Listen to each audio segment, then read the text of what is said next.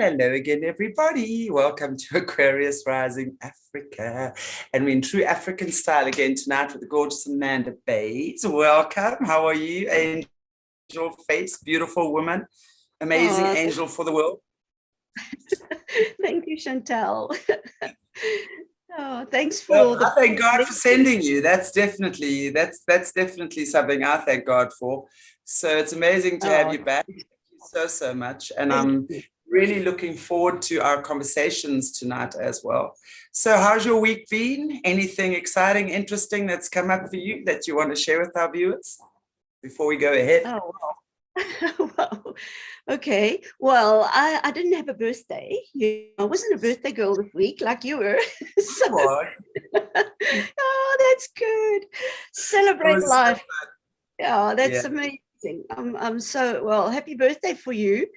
I know it was in the week, but we normally have like a whole week's birthday at our age. We don't want only one day. Never. So, but I didn't have a birthday, but I was pretty busy, counseling and just working with overcomers, and doing great stuff. So it's been a busy week, and every week we learn. Every person you work with is different, and so wow, we've really been learning a lot. We're working with the younger generations, so they're pretty interesting because they're very high tech, and I've got to really stretch, to try and keep up. So that's been my week. That's been my week. Oh wow! Well, that's amazing. I mean, and you talk about actually working with the younger generation. Are you talking about let's say maybe the late 20s, early 30s? Is that who you're referring to? Yeah. When you say they're high tech, what do you mean? Are you talking about the people that have been programmed coming out of the system? What does that mean? That's right. No, it's Chantal, it's really techno sorcery. I mean, they're taking a technology and they are weaponizing it. They're making it evil. And so, you talk about xenobots, you talk about nanobots, you talk about, how they, just the way they've been programmed is very different. Like the older people that we also work with, those that are 50, 60, 70s, we've even got 70-year-olds. They've been programmed differently. So the music that they would listen to would be, that they were programmed on, was different. It was the music of the time. For example, Lucy in the Sky with Diamonds was one of those that they used a lot. And so you would find, Lucy for Lucifer, and diamonds, a lot of diamond programming and stuff. The drugs were different in those days, whereas today they don't really need any of that stuff. They don't need the drugs. They don't need that because they've got technology. They've got frequencies. Everything's frequencies. Everything's quantum. So it's a different ballgame. And I think what we should keep in mind is that the technology we see with our eyes in our lifetime, in this time, the cult is way ahead, like 30 to 50 years ahead, of what we know. And that's why when we say things of what these precious people share with us, what's been going on, then the normal guy on the street would say, but we don't have that kind of technology. This is nonsense, but you can't go according to that, because what we are exposed to and told, this is where science is. The cult is way past that. I fully agree. Yeah. It's what I always say, I think we've been so lied to when it comes to what they're capable of and what the technologies are and have been for such a long time. That's part of us being dumbed down.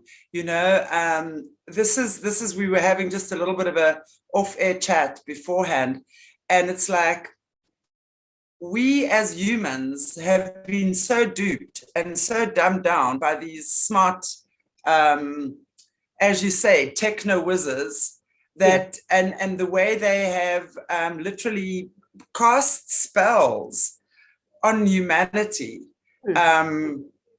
for such a long time. So the average person on the street has no idea about what's really going on. And which is why it's such a heavy, you know, the word cognitive dissonance that we always use, there is so much of that out there that the average person can't conceive what is really been going on. Yeah. And so when these people start speaking and sharing their stories, it is a beautiful thing, you know, because that's what we were also saying. And I mentioned it in one of my previous shows as well, is that I believe, you know, part of my gift is to see things in dreams. God gives me dreams. So I've had for a few times observed the earth from above and seen this black, gooey, tar-filled, sticky, like this web, spider web of deception that is over the earth, and literally then obviously humanity. So my question to God in one of my dreams was, okay, so what do we do to change this? You know, and for me, it was very simple. God doesn't expect us to go there with pangas and machetes and AK-47 mowing the bad guys down, as unfortunately a lot of people seem to think that we need to do. That you're really just becoming the monster when you do that. And I'm not saying you know, there aren't times where maybe that is required when you are literally in face-to-face combat, okay, with that, of course, is a different story. I'm talking about the average person on the street who now thinks that they've now got to go and play Spartacus there or whatever with all the bad guys and call up all this and decapitate this and, you know, whatever. It's just such nonsense that. But every person that comes out of the system, and that's why our Overcomer series for me is so powerful. And I know I'm so proud that this channel is, if not the first, one of the very first when we began, that started creating a platform for people that have come out of the system and that can use their voice to talk and actually say, well, this has happened. And every time someone does that, I just get goosebumps when I speak about it. It's like the web gets lighter and it becomes less dark and mucky and gunky. And every time someone there says, I believe you, wow, this is insane, I believe you. That's the web getting lighter. So everything is getting lighter. We don't have to go and combat, as I said, with AK-47s and pangas and machetes. We just keep using our beautiful voices, speaking the truth, saying what is necessary, and then we will then be able to, I always say, link arms, link hands, stand up together. And every time someone uses and finds the courage to use their voice, then it just becomes easier and easier and easier. You know, Zandre Buerta the other day, what an amazing lady that is, right? On our absolutely. She said something so special, which she just says, I'm hidden, but I'm not hiding.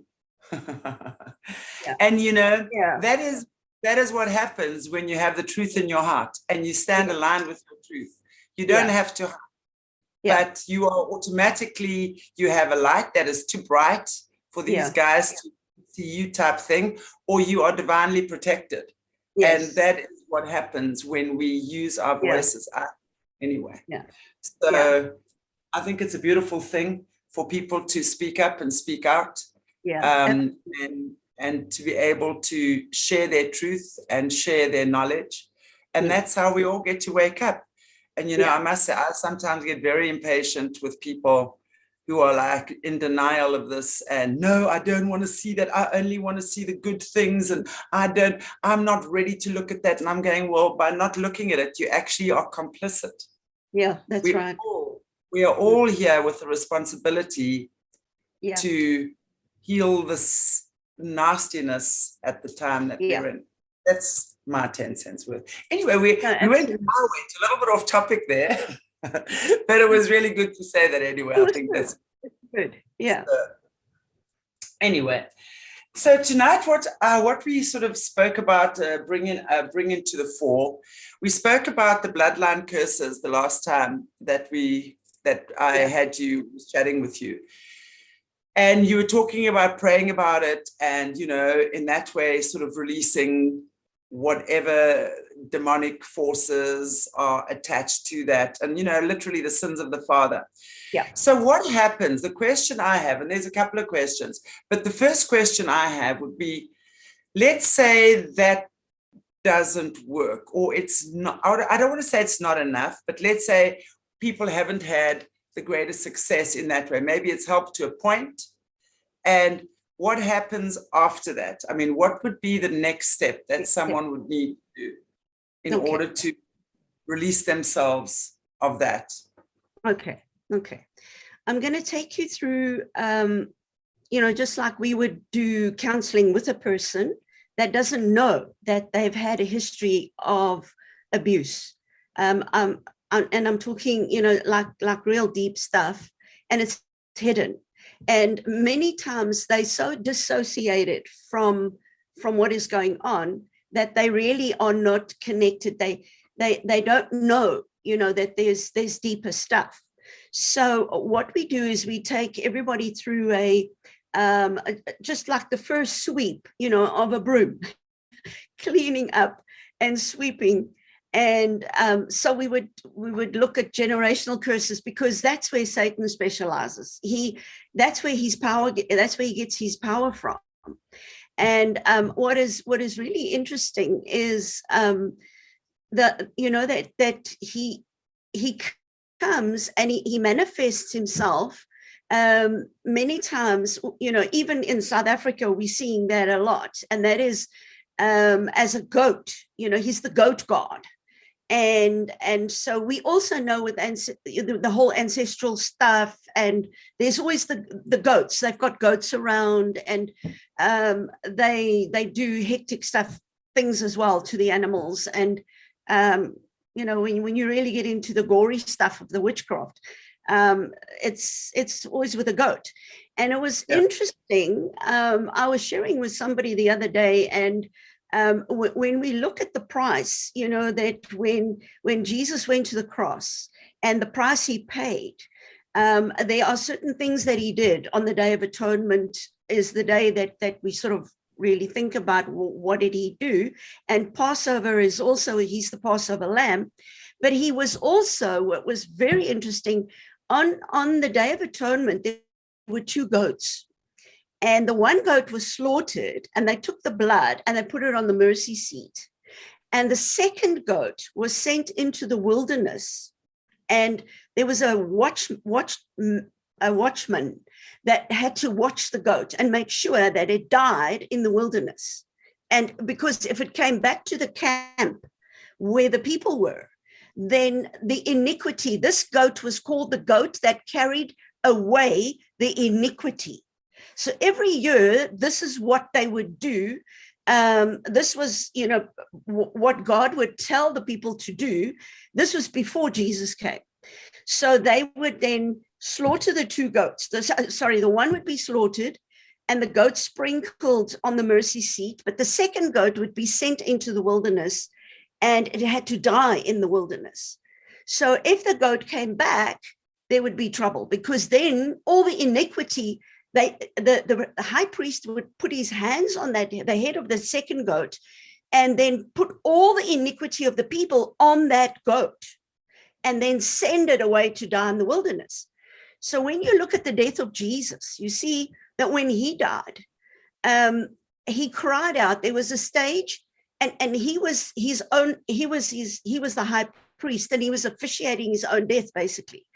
And he died as the first goat that was sacrificed, and then he died as the second goat as well. But people don't think of that. But I'm talking iniquity, I'm talking generational curses here.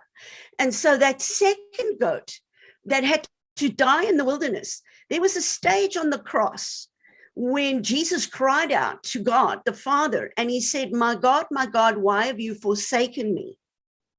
And it was at that stage where he was cut off completely from God. And that was the first time he was ever cut off from his father. And so he felt that loneliness. He felt that awful rejection. He felt that horrible, he was carrying the iniquity, generational curses of the world. Yeah. Disconnection. Yeah. Disconnection from God, Yeah. which is really disconnection from God, right?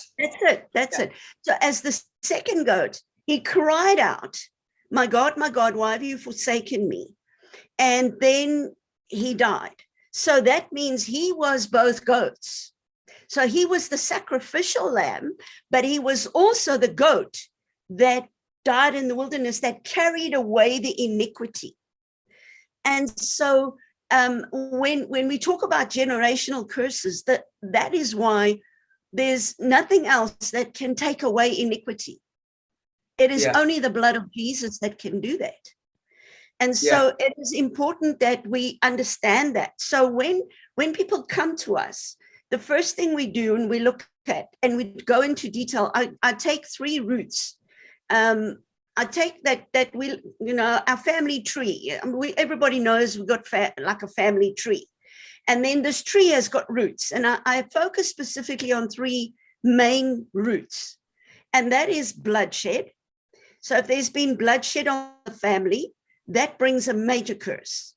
And I want you to think in the line of SRA. I mean, bloodshed is one of the big things that they go for. How many babies do they kill? All the horrible things they do. The next one's sexual. We know it's always sex and blood. So it's all the sexual stuff. It's all the rape, the most horrific things they do, because the sexual act that is supposed to be the one that's within marriage and covenant and, intimacy, God's way, is very, very holy ground, and it's protected. So there's boundaries around it. So what do? They defile it. Whatever God has put in place, they want to destroy. So they go for the sexual stuff, because when they hit you sexually, you're not just body on body. Your sexuality is body, soul, spirit. Sure. If they want to transfer demons into you, if they want to put entities into you, they do it through sex. Yeah. So the high priest of the order, of the cult, of whatever you're in, will have sex with this kid, this little girl, and impregnate her, and just put so many demons and entities and things into her through the sexual act. He transfers his powers. That's how demonic power gets transferred, is through sex. So that's your second route that we look at in depth. And then the third one is the occult. So, if you dabble into witchcraft, all evil stuff. So all 3 of those things is very prevalent in SRA, so that's really where things are deep. And so what we do is we will take the normal person that comes for help and says, okay, I want to clean up my life. Then we take them through the cleansing of generational curses. We look at these 3 roots. We've got a checklist just to help them, remind them of how doors could have opened up in the family. We say, okay, check your cousins, check your uncles, check your aunts, go a little bit back in the family tree and see what fruit is manifesting, because the fruit shows the root. So if you don't know, look at the fruit. What fruit is manifesting in your life? Because if we are likened to a tree, Psalm 1, we are likened to a tree. And so we sprout out our leaves and we sprout out our fruit. And so if we are planted at the rivers where there's living water, then, we will give our fruit, and everything will go good. But if we are tapped into the demonic side, and that's what family isn't, we are all guilty. We've all been exposed to this stuff, and we come from Adam and Eve. So, I mean, we go back a long way. And a lot of us have had things that have just gone wrong in our lives, and wrong things. So there's nobody that's pure. We're not in heaven yet. So we have got work to do, And then we're preparing for the new Jerusalem, which is the marriage supper of the Lamb. And part of that preparation is dealing with your iniquity, clearing up the iniquity, because Jesus was the one that went into the wilderness and died without God. He was, when God, when he cried out, he was that goat that carried the iniquity of the families. And so we can appropriate that. We can make it our own. And then people would say, okay, Amanda, I've gone through all of that. I have prayed all the prayers you've told me to pray. I have done my part. I have cleaned up, worked through your teachings, worked through all of that. But stuff, there's still something wrong. I'm still having nightmares. I'm still having entities attack me at night. The doors aren't closed. So what do you suggest? What must I do now? And that is the sure sign. Okay, now we've got to go deeper.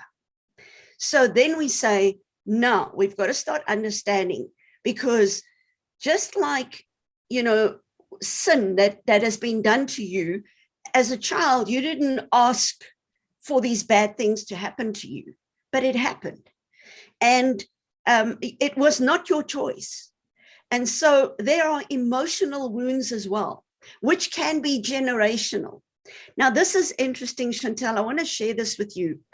I come from a Afrikaans family. Both mom and dad were Afrikaans family. And so I marry a Roly who's half Afrikaans and half Englishman. So I have huge problems with my mother-in-law. I mean, the mother-in-law stories. But now I'm struggling because I'm supposed to be a Christian, and I'm supposed to love her. And I've just got this huge issue with this mother-in-law of mine. And I can't understand why, but then I've got a problem with the Queen, and I'm thinking, who does she think she is, and the Queen of England, and whenever we would think of somebody that, make a joke of somebody that thinks that they're great, and say, oh, you think you're the Queen of England, and that was like our saying just amongst ourselves. But that's just the way I couldn't understand the struggle. Why was I having this war inside of me? So my children, I have 3, they complete school and then they go and study. And when they finish study, they say, well, they'd like to go overseas. It was where all the young people go overseas and then they go and spread their wings and study and whatever. So my children decide they're going to do that. So where do you think they decide to go? England. Where else? They decide to visit the Queen. And no, there's so many other countries. Why the Queen? But anyway, I went to visit them a few times. Obviously, they were there for up to about 6 years. My 2 girls were there a long time. My son couldn't handle the weather. He's a sportsman, and he needed the South African sunny weather to continue on his bike and running and whatever he did. He couldn't handle that wet weather. So he wasn't there for too long, but my girls were. And so we visited them often. And I was still struggling, really, really struggling with this. So my daughter gets a car, and it's an interesting story, because they promised her a vehicle. She's a physio. So she goes to work for a company there. They come and recruit the South African physios because they're very good, well-trained. So Debbie is now doing her thing and working for Ford Motor Company. So they said to her, no, you'll get a vehicle and you get an apartment and we'll look after you. Get there. And it's winter and I see my child on a scooter. Well, I was not impressed. I said to her, Debbie, you can't ride around in this cold with a stupid scooter. We've got to get you a car. So she says, Mom, there's a car in the park. We can go and look at this car. It's a car that, just got stickers on and whatever. So I said, well, bring a phone number. So we phoned the guy. It turned out he was a mechanic from this Ford Motor Company where Debbie was working as a physio. And we get the car, and I said to him, please, you've got to look after this is my baby. You've got to look after her. And the Bible says, this guy's not a believer. I don't think he's even seen a Bible. I said to him, the Bible says you must look after the stranger in your city. So I said, you've got to look after my baby. So if the car breaks, you must please fix it. Anyway, we drive off there with this car. The windows didn't want to really, turn up and down, but we felt from a scooter, what an upgrade, to this Rover. So we've got this Rover, and Debbie, at least she got a car. Anyway, we don't know all the rules, the traffic rules of England. So we park at certain places, but then you can only park to certain times. But after that, you can't park there anymore. But we don't know that. So we get fines. They write £50 tickets, £50 is a lot of money for a South African. Exactly. So wow. I'm so upset, and I'm thinking, what does the Queen want this money for? And I've got this war going on with the Queen. Anyway, long story short, one day they went off to work, and I said, God, now you got to speak to me, because I can't handle this war inside of me anymore. I've got to know what's going on. So he then showed me, as I went on my knees on English soil, I had a picture of my forefathers in a concentration camp. And it was the whole English war, where the English came to South Africa. Now, we had concentration camps before the Nazis had their concentration camps. The boys and the English, right? The English were absolutely. Yeah, so they raped the woman, and many children died with hunger and all of that stuff. So what I didn't know was that iniquity of that hatred and anger was inside of me. It was in my DNA. Mm. And I was carrying that iniquity load. And I never knew. So your mother-in-law must have been English, right? She was the English-speaking one. So English side. Yeah, she was the English. Yeah. So Roli's her grandpa stood as one of the gods for the Queen. Oh wow! So that was my bloodline struggle. So you could, and I carried this inside of me without understanding, because I didn't dig up my history and get actual facts that this is what was going on. But when God showed me, I knew that I knew. It's your spirit knowing. This is it. And right there, I prayed, and I forgave the English for what they did to my forefathers, and whoever died and whoever cursed the English. I repented for that. And I made a choice, and I said, Father, they are your people. You created them, and I want to bless the English people. And I'm telling you, Chantel, it was absolutely amazing. Just forgiveness and the power of letting go of that iniquity that was in my blood, screaming for war, and revenge and hatred and bitterness. And that anger, it was horrible. Anyway, that opened my eyes big time. And I realized, that so many people are walking with things inside of them that they can't explain. And because you don't have proof or a photograph of someone in a concentration camp. That's 1800s, So I agree. It was in my blood, and I had to deal with it. I had to face it, deal with it. And I'm telling you, after that, England blessed my children so amazingly. It was just like, it was so awesome. And we had such good memories and things that we had with the children after I could break that, deal with that thing, deal with it, because Jesus had died for it. He died for whatever the English had done. And I'm still holding on to it, And so that was just the letting go. So when people come, that's the route we go. We say, okay, now we've got to check and see, you still having problems. So now we've got to see, maybe you suffered trauma, but you're not aware of it. And your mind has blanked it out. Mm-hmm. And so, I want to run through some slides, if that's okay, Chantal. Oh, sure, I'd love you. Please, yeah. It's going to just make it easy. So I'm going to screen share. There we go. And this one. Okay. So are you seeing me? You seeing my slides? Good. All right. I'm going to play. No, go away. That one must go away. I'm so glad you could do this. Go away? Oh, there we go. I can just drag it away. There we go. Okay. I start to get nervous. If this is me, I'd be phoning Mornay around about now. Yeah, I need Mornay now. Yeah. It's okay. Go. I'm under go.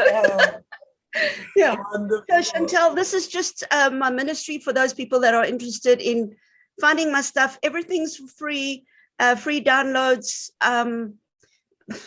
It's there. It's just available. And so it's KanaanMinistries.org for those of you wanting to look it up. So here we go. All of us have needs. We come into this world and we all have needs. So you come as a baby, you are helpless. You've got to be fed, your nappy, you've got to be bathed, everything. As you have needs. And we need love and affection. We need the hugs. We need to be told we are the best, greatest little person on this earth. Encouraged all the way. Absolutely. We're full of smiles. And we need bonding and touch and safety. We need to know mommy and daddy's safe and boundaries and all these wonderful good things.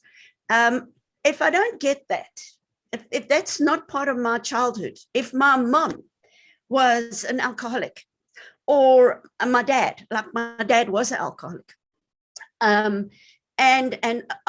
or mom's on drugs, or mom's life is all falling apart and she's broken, and there's divorce, and there's just a mess.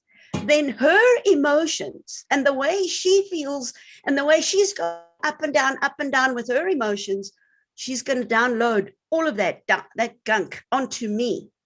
And I'm going to not know who my mommy is. Is she safe or is she not safe?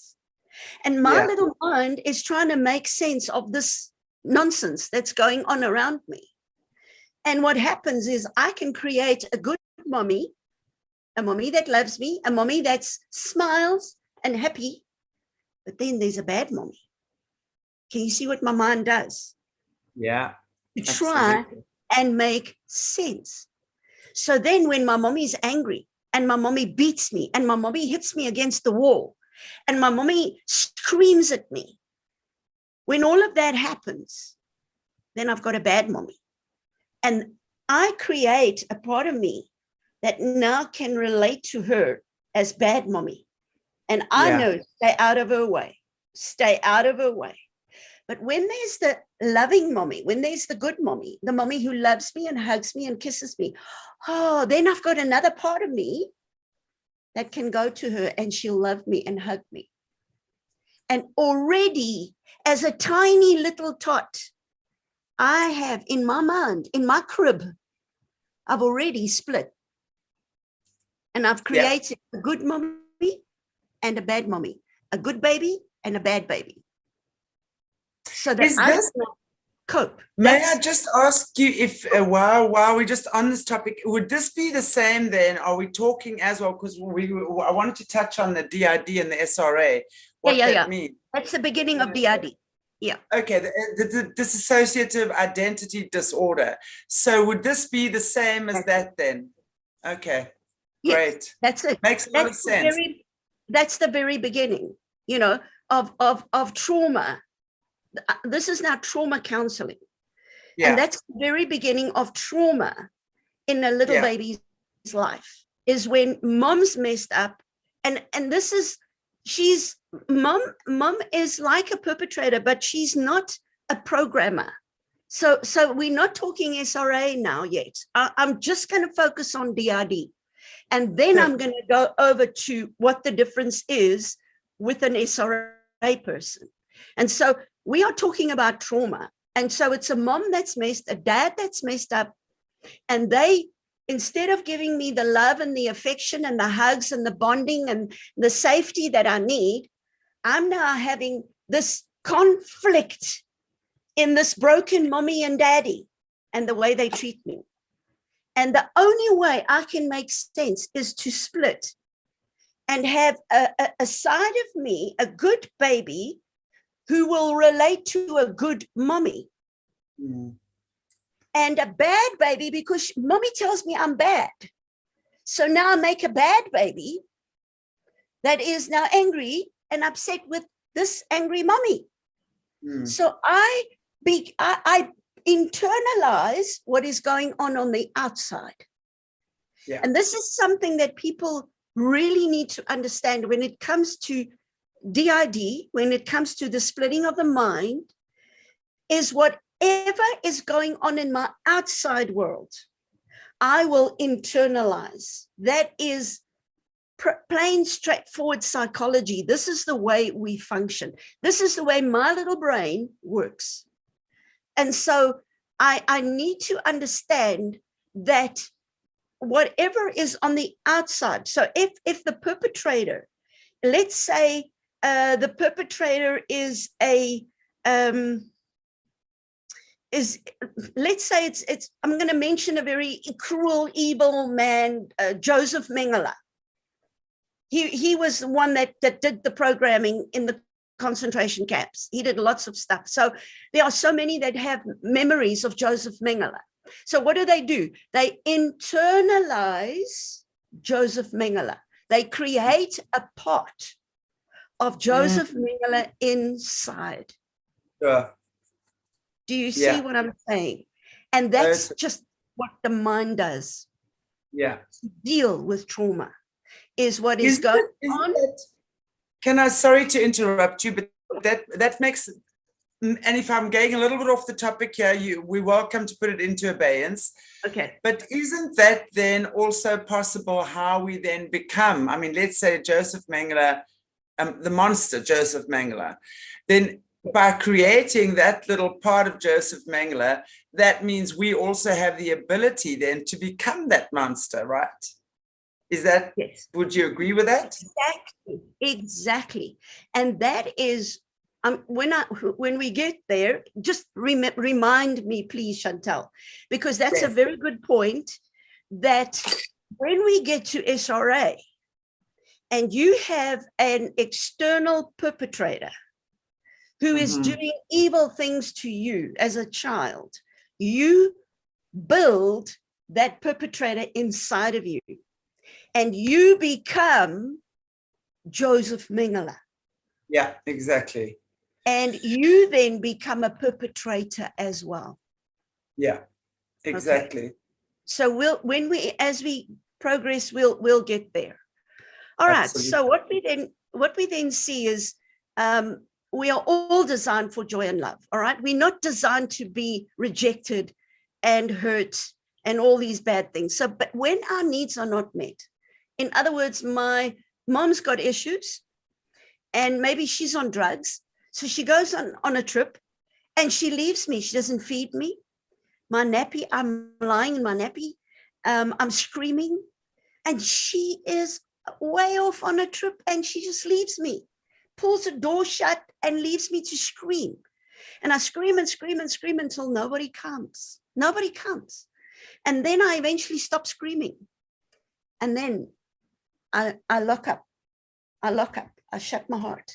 I don't trust that in you. You're going to be met, yeah. Can you see the trauma? Can you see the trauma of that child? And then the child has to try and comfort itself because mom's not there. And so the child will start rocking. The child, you've seen children. My daughter's a play therapist. My firstborn, she's a play therapist. And so she works with children that have been through trauma. And when she was working in England, she had to work with children. They had aftercare center. And in this aftercare center, they had baby blankets, they had baby bottles, they had dummies that they would suck. These children, so they go to school normal time till 2 o'clock when they come out. Then they go to aftercare, and then they go into this special room that's created with pillows, soft blankies, soft toys, baby stuff. Because what happened to them when they were babies, they were not cared for. So they've got missing building blocks of safety, of hugs, of being comforted when they hurt. And now those are outstanding. And so they have huge emotional issues. They have outbursts. They hurt other children. They act out horrifically because of their own pain. And then the therapists would take them into this room, and they would then let them just play. And they would play like they're babies. And they would take the dummy, and they would take a bottle, and they would take a blankie, and they would take a teddy bear, and they would be babies for that time that they're in this room, in this classroom. They're babies because then the therapist will sit there and take them in their arms and start to rock them and start to comfort them. What mommy never did, the therapist has to now put in. It's amazing because you've got to have these pathways in the brain so that you can be a healthy adult. Yeah. And be able to be mature. So you've got to have these missing building blocks put into place. Otherwise, you can't mature. All right. So when our needs are not met, we're going to find a substitute. So whether it's drugs, now I'm growing up. I'm getting into my teenage years. I've got missing building blocks. So I can go into drugs now. I can go into promiscuity. So I sleep with any guy because he says he loves me. And now I think, okay, love and sex is the same thing.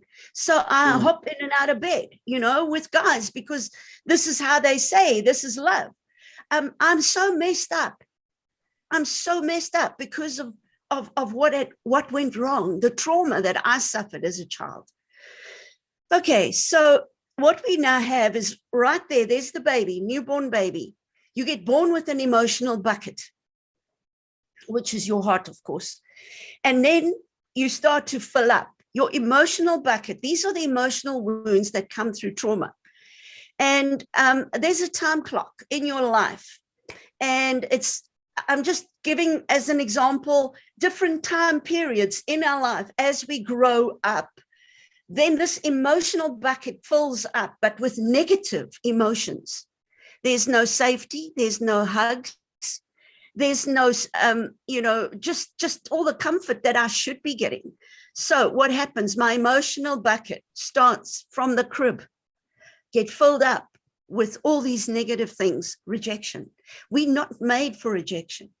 Rejection is such a pain to deal with because there's never an end date.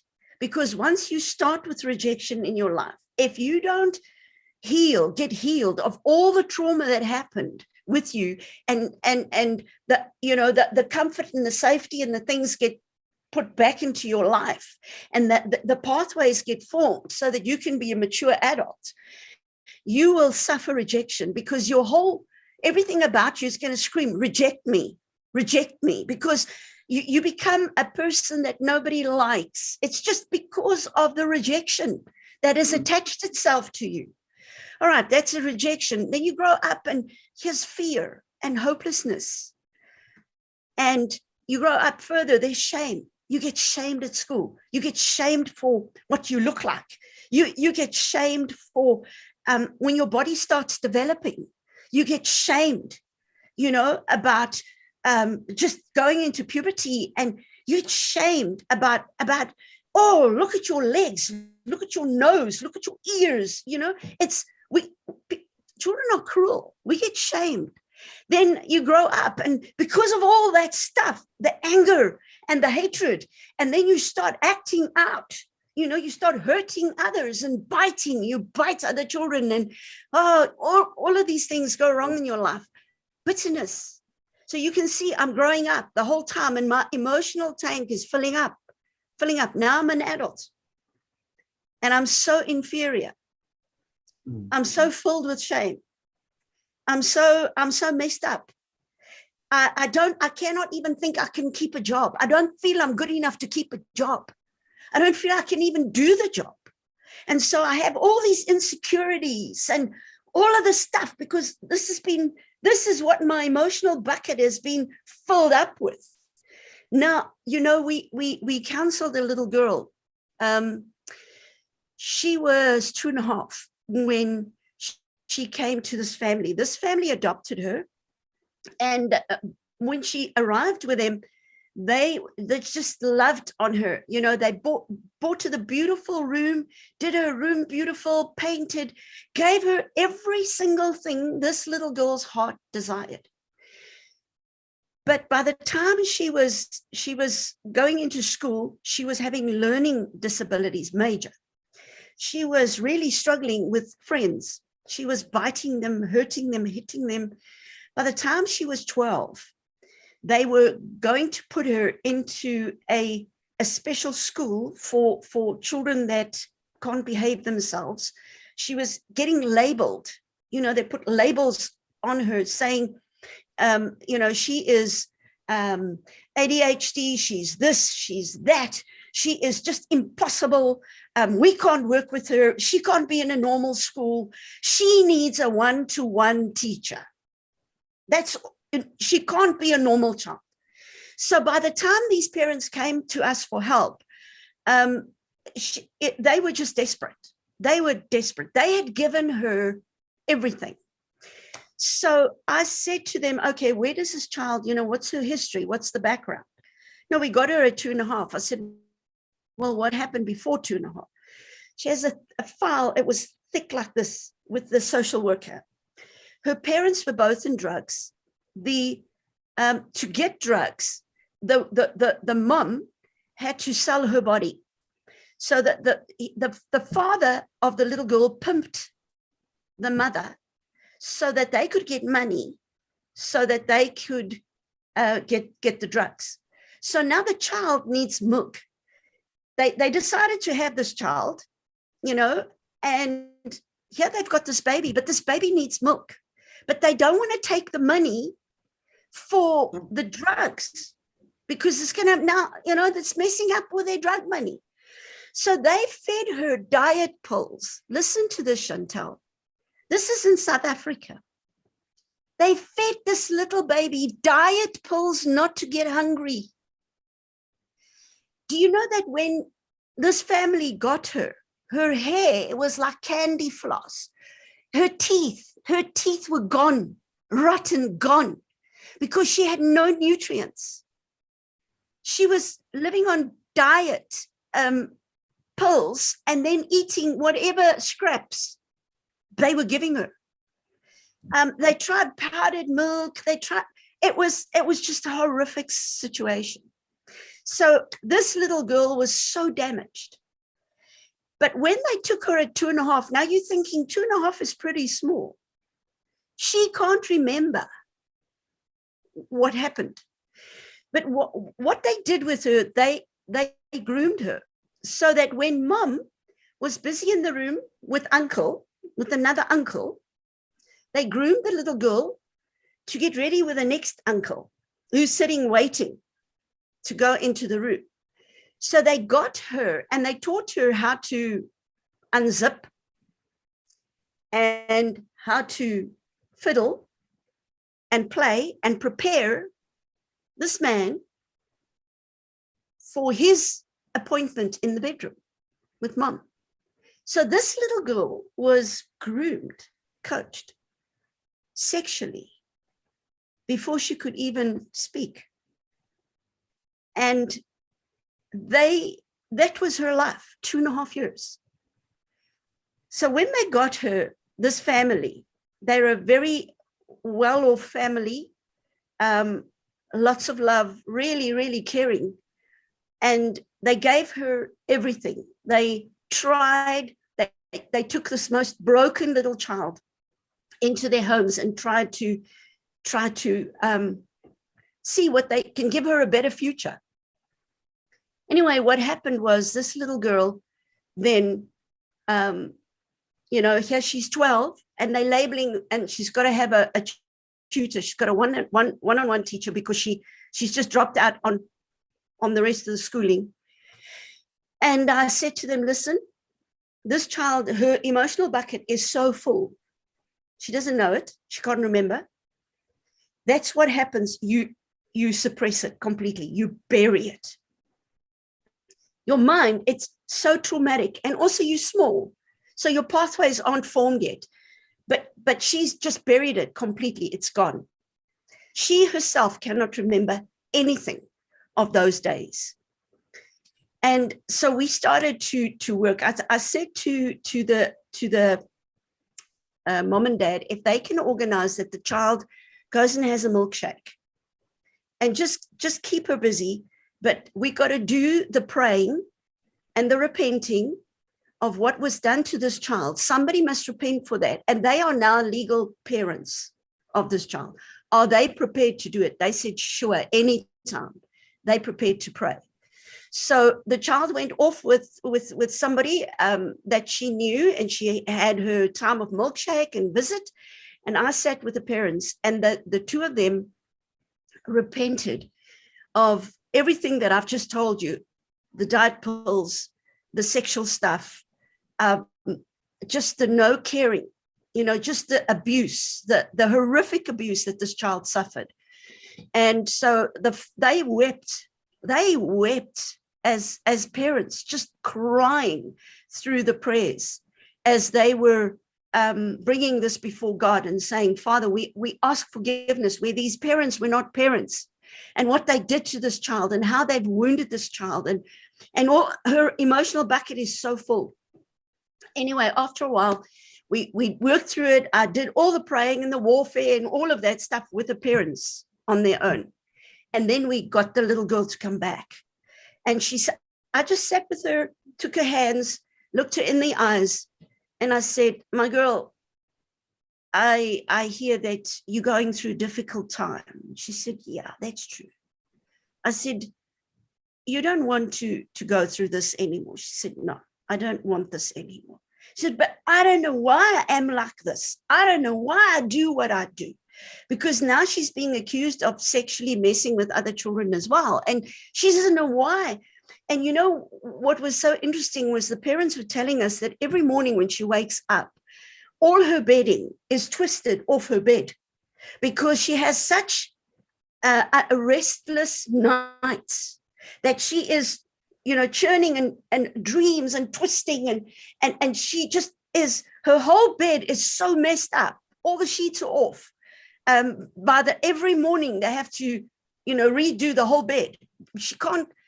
There's no calm. There's no peace.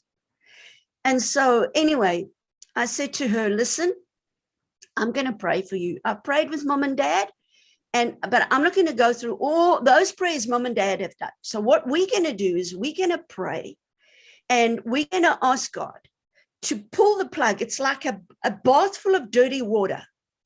And it's got to drain out. And your bath has been filled with dirty water. All these emotions, the anger, the bitterness, all of that stuff is in that bath. And we got to pull the plug and we got to drain it out. Because I was saying, God, I don't know. This child is so loaded with all this trauma. Where do I begin? Where do I begin? And it's all before 2.5 years of age. So I said, Father, just give me a strategy. Just give me a way of prayer. And I just prayed with her and I said, Father, I bring this child with all of this trauma that she's been through. I bring her before you now. And I ask you to pull the plug of her emotional tank that has been so filled with gunk. This child doesn't even know it.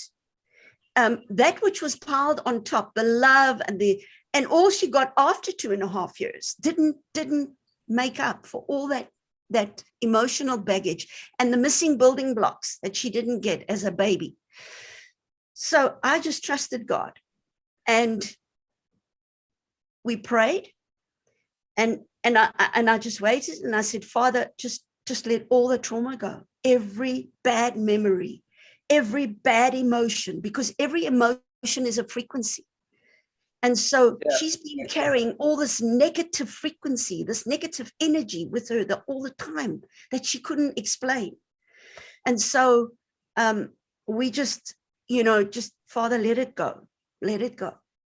And just waited a while. And I just led her in a very simple prayer of renouncing the iniquity that she was born with, that she received from her birth mommy and her birth daddy, and that she says, no, I don't want it. So with her own mouth, she rejected it, she renounced it, and I just asked God to take it.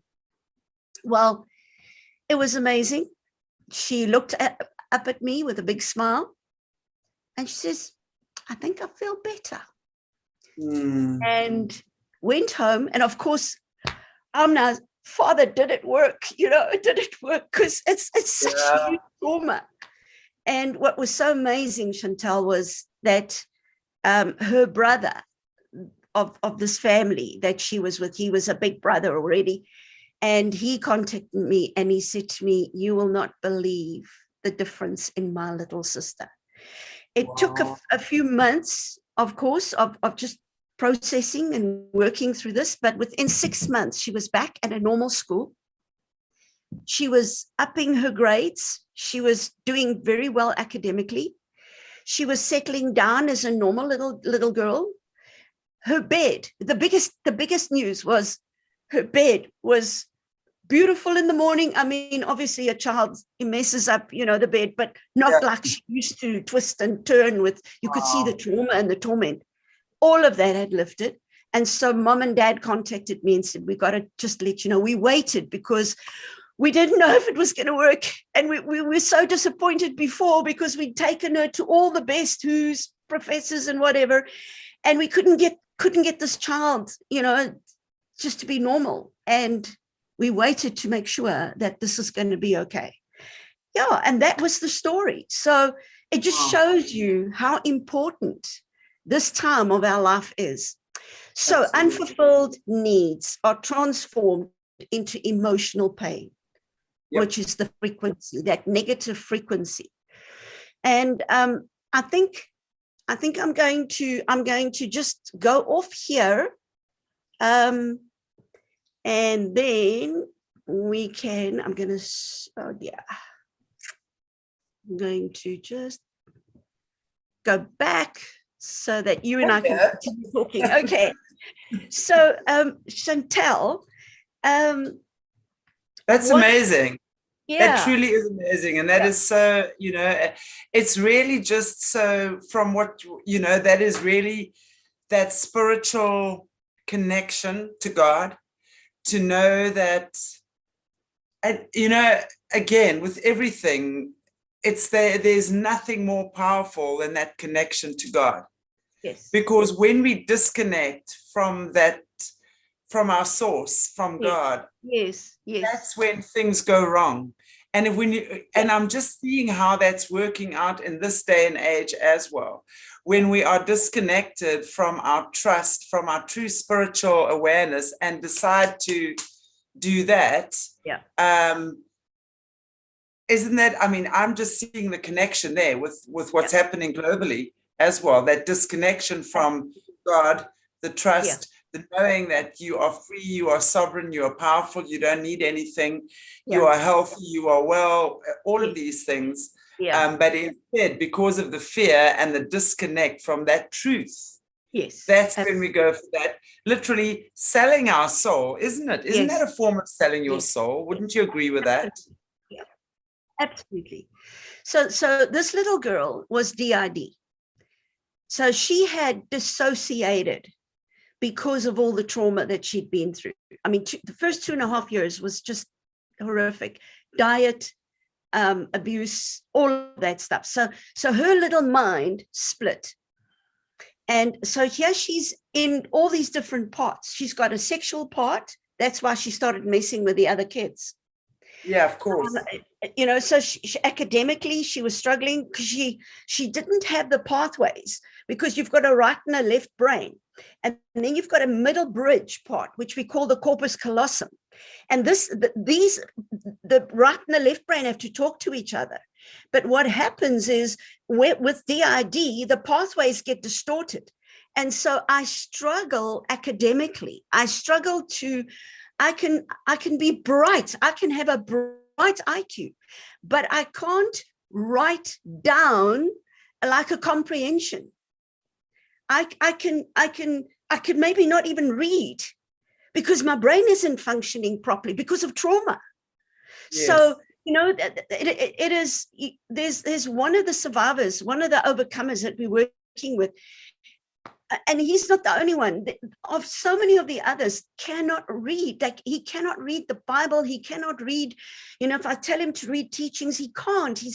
It's just jumping in front of his eyes. And so it's just because of all the trauma that he's been through. And so when you've been through just broken parents that have broken children, and your little mind splits to try and cope with all the different facets of life, that's how you grow up. And you just there's so much confusion. There is just so much things that go wrong. Dreams, there's a lot of bad dreams, nightmares, fear. You have panic attacks and you don't know why. Absolutely. You skip time. You think, what have I done today? Where was I today? You can't even remember your day. That's just what trauma does to the brain. So that is normal DID, dissociation. So that's when you've had messed up parents that messed you up, and that was downloaded, and now you're adults and you're trying to cope. Do you know, Chantel, that we are hardly doing any normal inner healing anymore, because so many people are now dissociated.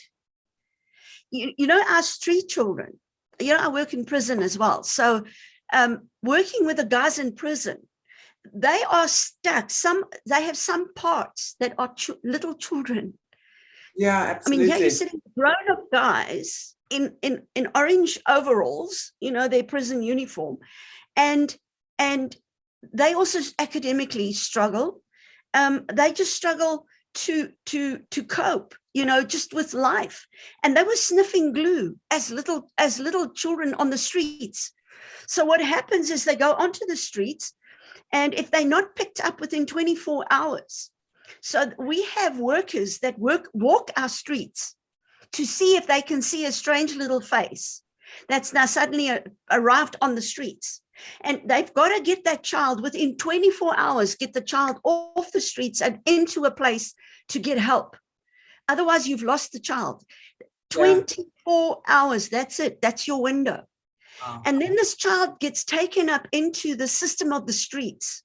And then there's like a daddy figure, because they look for a daddy. I mean, they don't even know who their earthly daddy is, their sperm donor. So they messed up now. They on the streets, they get raped and they get pumped. These children, sodomy is rife among the little boys. So they get abused, they get sold out to whoever, they get pumped out. Then to deal with the pain, because you must now know what they feel like when they get back. They feel all messed up. And of course, so they sniff glue, and they get given alcohol and drugs and whatever to try and anesthetize the pain. Yeah. Now that's how they grow up. So of course they go into the criminal world. And that's when they start breaking in and do worse things or whatever. And that's how they land up in prison. So I also have worked with juvenile, the juvenile in prison. You're seeing these children that were on the streets and they tattooed. I mean, their whole face, there's hardly a mark on their face that doesn't have some other tattoo symbol that's on them. So now when they grow up and they mature and they get healing, they are marked and they don't want this on their faces because nobody wants to give them a job. They immediately, oh, no, you can't, you can't trust them, so you can't give them a job. And so, I mean, what future do these people have? Yeah. And so a lot of them in the prison are DID because they split to try and deal with their trauma and deal with their situation. So they create parts for every walk of their world. They create parts. Would that be what we call the split personality? So they would then have the split personalities. The old terminology was multiple personality disorder or a split personality. Yeah. Their little brains can't handle the trauma and they split. And so that's your normal DID. So just messed up parents, mess up kids. And then also, that the children in Mozambique that grew up in the time with the landmines. Remember when they put the landmines in the ground and then these bombs would just go, the children would walk across and they'd be bombed and they'd lose an arm, lose a leg, lose an eye, whatever, I mean, some die. That was their world. So how do you cope? How do you cope with that level of trauma? You split. You can't otherwise.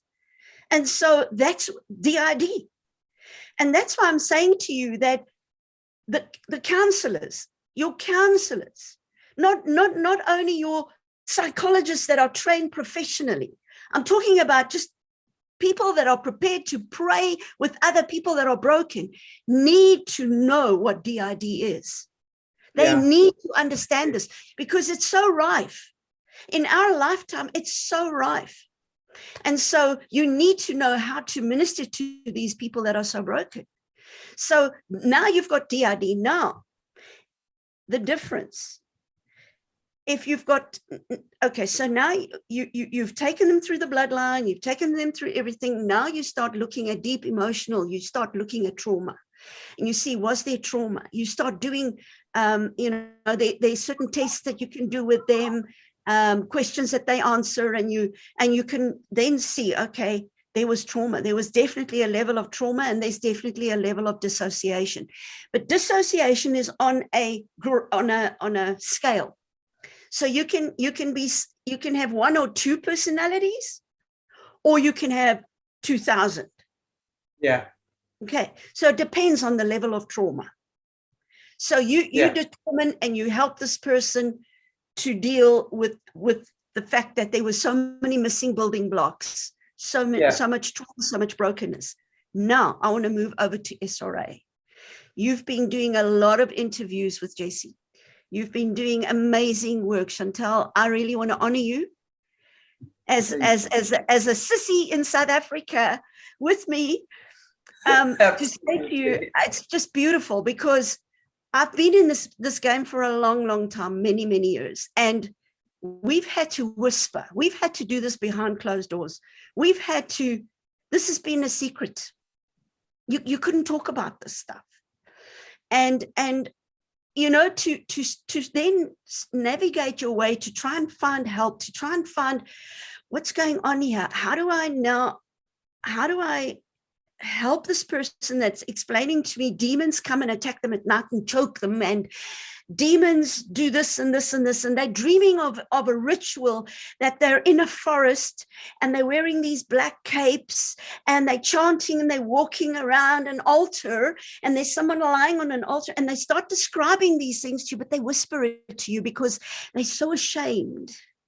Because what are you going to think of me? Are you also going to reject me? Are you also going to walk away from me? And then if you know what is going on, if you understand and you've heard this stuff, you're going to have a heart of compassion and mercy, and you're not going to reject them. You will not push them away. You are going to help them. And this ministry is a ministry of love. There's not another word, because they've been so unloved. They've been the most unloved of society, and unknown and Absolutely. unheard of all of us. This is why I think I said to you, it was so important that people speak up and speak out. And that's why it's so important on our Overcomers channel that people are speaking, because every time they speak, there's healing that occurs. And every time somebody says, I believe you, there's healing that occurs. It's just beautiful to see what happens when people start speaking and when they are believed. And I'm so grateful, Amanda, as well, you know, for people like yourself that have been carrying this burden for so long, you know, and helping people that the world doesn't believe. And suddenly now more and more people, it's like, are being heard, being believed. And now is where the healing, the true healing can occur. So it's a beautiful thing to observe, actually. A great privilege, a great privilege. Yeah, it is. You're right. You're right. And each one of these overcomers are very, very special people. Absolutely. They are bright. They are so talented. They can do multiple, I mean, they can draw, they can write poems. There's such a beauty that's inside of them, you know, that's just being suppressed and they've been trodden upon. And so, you know, just to be able to say, but I don't reject you. And, you know, Chantel, sometimes you have people that come for help, that will wander into a church, just, okay, what's going on here?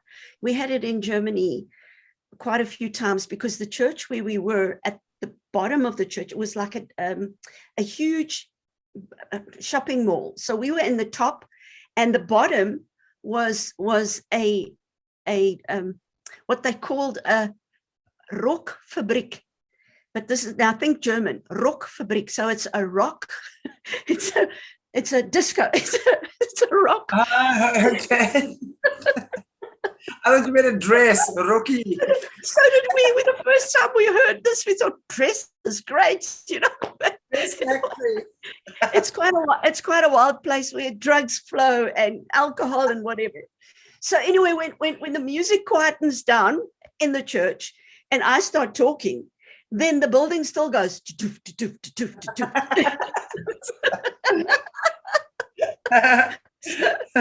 We had lots of fun. But anyway, then as I'm talking, some of they would wander in from the bottom, from the rockfabriek, you know, from this rock place, concert place. They would come wandering in, and this one girl came in, and she was like high. She was gone. Her mind was gone. She had tight fitting leather stud, you know, the clothing, and she hadn't bathed for I don't know how long. And she comes across the path where I'm standing in the middle of the pathway, and she comes to the back of the building, and she slithers down the wall like this, you know, and she lies there and she looks at me. So I'm praying like crazy. I'm saying, Father, please, this girl, she's got to find you. She's got to find you. She's so lost. So anyway, I took a friend with me to, I don't travel alone. So I had this lady that went with me, and in her day, she used to be a hippie. So she's got such a love for anyone from the street. I mean, she's got a love from the Father like you cannot believe. So the next thing I see, here she's at the back with this girl. She goes and sits right next to her. She puts her arm around her. And this girl doesn't smell good. I mean, she hasn't bathed for quite a while, you know, and her hair's dirty. But the love of the Father for this girl, she just loved on her. And she couldn't understand a word I'm saying. She's German. I'm speaking English. Of course, there was translation. So, but she was so blown, you know, with the drugs and things. But by the end, just loving on her, just giving her the love and not rejecting her and holding her, that girl stood up and she was sober. At the end of the service, she was sober. They brought her forward, and we started with the interpreter. We started talking to her. She'd come from East Germany. She was a prostitute, and she'd sold her body, and that's the life she knew. She was messed up from a baby, and all she knew was my body is a sex object, and this is the way I get money, and then I can get drugs, and this is my life. So we said to her, but there's more for you, because you've got a Father in heaven that loves you. And we started ministering to her. Just the love, just the love, just the love. And the whole week that we were there, we ministered to her, and we did deliverance. And every day we had an appointment with her. And every day you could see the change. You could see the change as she came back. By the end of the week, that girl was so touched. God had done such a deep work in her life. They had given her a job at the church, and they said, we're offering you something else. You don't have to sell your body anymore. Come and help us. You know, they just opened up their hearts. And we went back a year later. And as we came in, as we walked into the church, people were standing, and, you know, there was a lot of joy. There's a lot of joy in it was a lovely fellowship. And as we walked in, and I walked to the front, you know, to set up all my stuff, here's this girl standing right in the front with her arms raised and just worshiping God. Wow. And I looked, I couldn't believe this is the girl that came in a year before as a prostitute, broken, so addicted. Absolutely, yeah. And she's still serving God. You know, it's such a story. But what I'm saying to you, Chantel, if we are God's hands and feet and mouth and eyes, then there must be love, because we're going to lose people if we can't love them. Absolutely. Doesn't matter when last they had a bath. Absolutely. Jesus touched the lepers. He wasn't broke. And the social distancing, need I say more? But it's absolutely, how crazy. Breaking our society, that which God gave us as a society. You know, they're saying that children born in this time with the masks, with us wearing masks, have a lower IQ. They have done tests, and they have found that these children have got a lower IQ because there's no facial recognition. Wow. Our faces speak. Our eyes speak. We speak it's with, so true. You know, and we give love. We show love just by looking at someone. Yeah, you know, absolutely. And that's what they've taken away from us. And absolutely. So, you know, they're trying to slacken other rules, but they're saying the masks must stay. Why? It's amazing that. It's absolutely amazing. And I believe that, you know, when we're talking about that whole kids with a lower IQ with the facial recognition, it's so true. It makes a lot of sense. Wow. Yeah. Because you know, we're a mirror for a baby. Totally. A child doesn't know who they are. And so the mommy and the daddy becomes a mirror. And so if you smile, baby smiles. Yeah, absolutely. If you're angry, baby starts crying. So you are a mirror, and that's how they reflect. I mean, that's part of developing stages of a child. Absolutely. We're being deprived, you know, that's taken away from us. So, yeah, but let me, before our time runs out, let me just finish by saying to you, we've spoken about what DID is, but now I want to say what's SRA. The difference, SRA is when you have a assigned perpetrator, a doctor or a parent can be trained to be a perpetrator, and the handler, right? The handler. That's right. Yeah. So that's when you have someone who specifically, you have been handpicked, you've been selected pre-birth the sperm donor and the ovum, and they already start there with uploading the sperm with demonic blessings, which are curses, and the same with the ovum. And they have planned your destiny. You have a demonic scroll over your life that is your destiny, and they make sure that that is what you will become. You don't have a choice. You become their asset. You become their asset or their product, and they spend. And also, I think when we're looking at a lot of these people that have come out of SRA, and I'm just going to say, for those that don't know, satanic ritual abuse, that's what SRA stands for. So are super, super smart, and they've got amazing spiritual gifts. So they're highly intelligent and generally with a lot of spiritual gifts as well. So they would choose them, or even in their own depraved way, create them with the splicing and the splicing, that they do, right? Yeah. So they purposefully, they have an end goal for you. You are going to make money for them. You are going to Hollywood, and you're going to be a beauty queen. So they put in beautiful features. I mean, we had some that we worked with here in South Africa that's now big names in Hollywood, that were taken through the whole satanic ritual abuse from baby, and taken through the whole thing. It was so interesting. We had two girls that went through exactly the same stuff. The one was chosen for the beauty queen and movies, but the other one wasn't. The other one was very upset. She said, wow, we were raped together by the pastor. We were raped together. We went through all the rituals together. But she goes and she becomes she becomes big and famous. What about me? So it's when you start listening to their stories, so they can create someone that is beautiful and that becomes a star.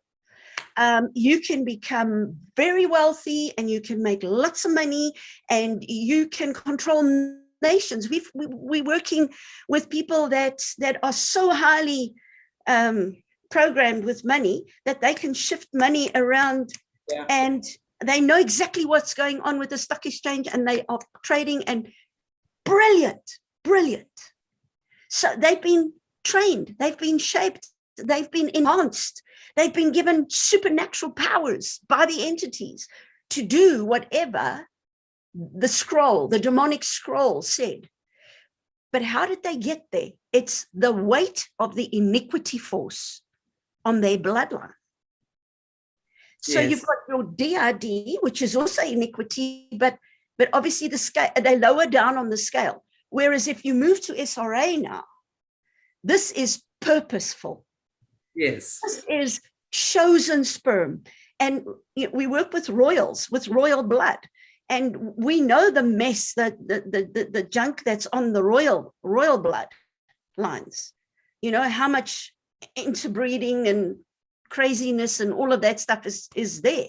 And so the heavier the weight, the more power that child will have as they grow up. And we've got a little guy now.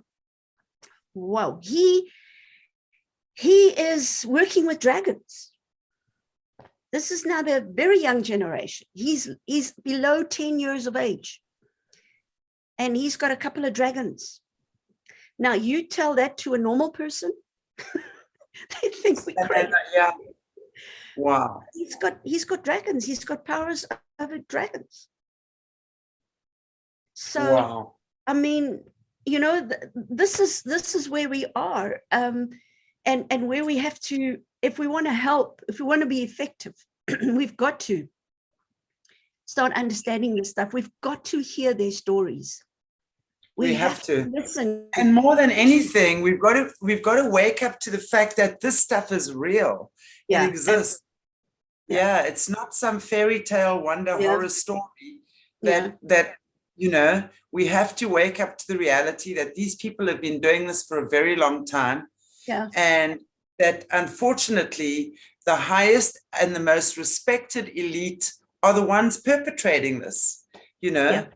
Yeah. And we cannot ignore that fact, because these are highly intelligent people, highly influential people that are creating these horrendous, I want to call it breeding programs, although we're not talking about the breeder program, because we understand the breeder program, in my understanding, is when they literally getting young girls, impregnating them, raping them, doing whatever to churn out babies for their nefarious purposes. But these are specifically, it's a specific ovum and sperm that is chosen, spliced together, spiritually ritualed and done whatever, oftentimes birthed in false wombs. And anyone who thinks false wombs don't exist, you must think again, go and do some research. They're very, very real. And as you say, even in pigs' wombs, humans' wombs, they get taken in and out of certain mother wombs. They'll have some time in that womb taken out, put in another womb. It is insane what these people are doing. It is. It is. Really. It really is. Yeah. And we can't think that it's not existing, because I would love to, and I mean, I'm just looking at the time here again, Amanda. Wow. But I would love to carry on this conversation. Let's go more into in depth with the SRA. Yes, sure. In our next conversation, where we can discuss layers of that. Because I think, again, I always say on this channel, I don't want to sensationalize things, but when we start bringing things up like this, it is so important. And of course, people go, oh my gosh, it's a shocking thing. And it is, I think, by nature sensationalized when you're waking up and you're smelling the poop that's been right under your nose while you've been sleeping for all this time. Okay.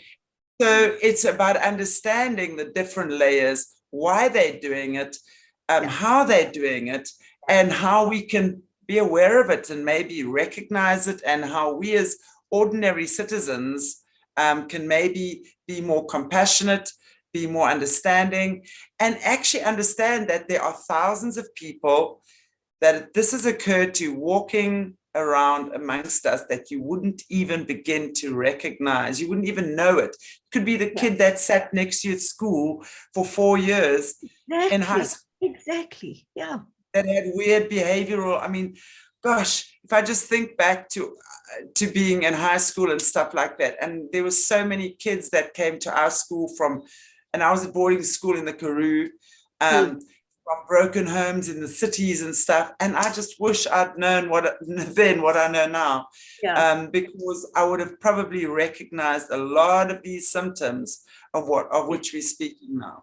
Yes. So I would like us to educate the public on what it's about. And let's recognize it. How can we, none of us, I don't think anyone, unless you qualify, should go out there and suddenly try and start slaying the dragon and slaying the demon. But how are we aware of it, and what can we do to help in the society? Wow. Yes. I think that's what I'd love to talk about the next one. It's such an interesting topic, and it's so important for us to recognize what it is. Knowledge is power, and the truth sets us free. And that's why we need to know about these things, not for sensational purposes, but to understand it. To help. Yeah. And I think the more we can educate, the quicker we're going to tear the net, that whole demonic net that's kept everything that's it's like people have been put to sleep. It's like they're in La La Land. They've had lullabies sung to them, and they where we as the church should be helping, but we're so busy with ourselves that we and also it's like, okay, this is not for me, this is not for me, but who's going to get their hands dirty? I mean, somebody has got to catch the fish and clean the fish. The bottom line is, the more we say this is not for me, and I just want to see, how many times a year people say to me, well, I just want to see the good and beautiful things in life. I mean, when we do that, we remain complicit with this, because these guys are banking on our ignorance. They're banking on the fact that we don't want to get involved. So when we carry on that way, and when we just go, oh no, I'd rather not see it, we become complicit. And this could be your child. This could be your grandchild. This could be your brother. It could be your sister. It could be your loved one. It could be your husband. It could be your wife. If your wife or husband is displaying strange behavioral patterns, and you going, oh my goodness, you know, I need a shrink, or I'm divorcing this narcissist. There's a reason why people become narcissistic, okay? But there's a reason why people become the mangala. It's like we're talking about the two parts. That's right. Yeah. So but we can still do quite a few sessions on that, you know, Chantel, because I mean, there's a lot. It's packed, you know, to take. We you know, if we want to give it in bite sizes for people that are able to chew and swallow, then we can do that. It's going to be so important to educate, because I think what we've done tonight is laid a good foundation on what is just DID. And that is so common. That is so common. You know, most of the school teachers that are sitting with those little kids sitting in front of them, they are sitting with DID children. And if they can start helping them, you know, from then, it's going to prevent a generation of messed up adults.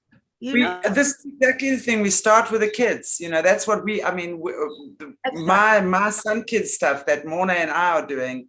You know, this is why we, from young, we've got to allow parents and children to be aware that a child's power is their own. And from from birth, that power belongs to them. We do not have the right to dictate who they should be. God has already decided that. As parents, we are yet to be their guides, not their dictators or controllers. And you can only do that when you yourself as an adult are in alignment with God. That's it. Yes. That's right. That's right. Yeah. Wow. Thank you so much. This has been a really wonderfully interesting conversation again. Thank you, Amanda. I don't know if there's anything that you want to just say in closing before we bid our audience farewell for today. 2 weeks later. I'm seeing you for lunch next week. Oh, yay. Yeah, that's right. No, Chantel, if I can just, you know, plead with people, please open your minds and your hearts, and just open up so that you are prepared to at least listen to people's stories.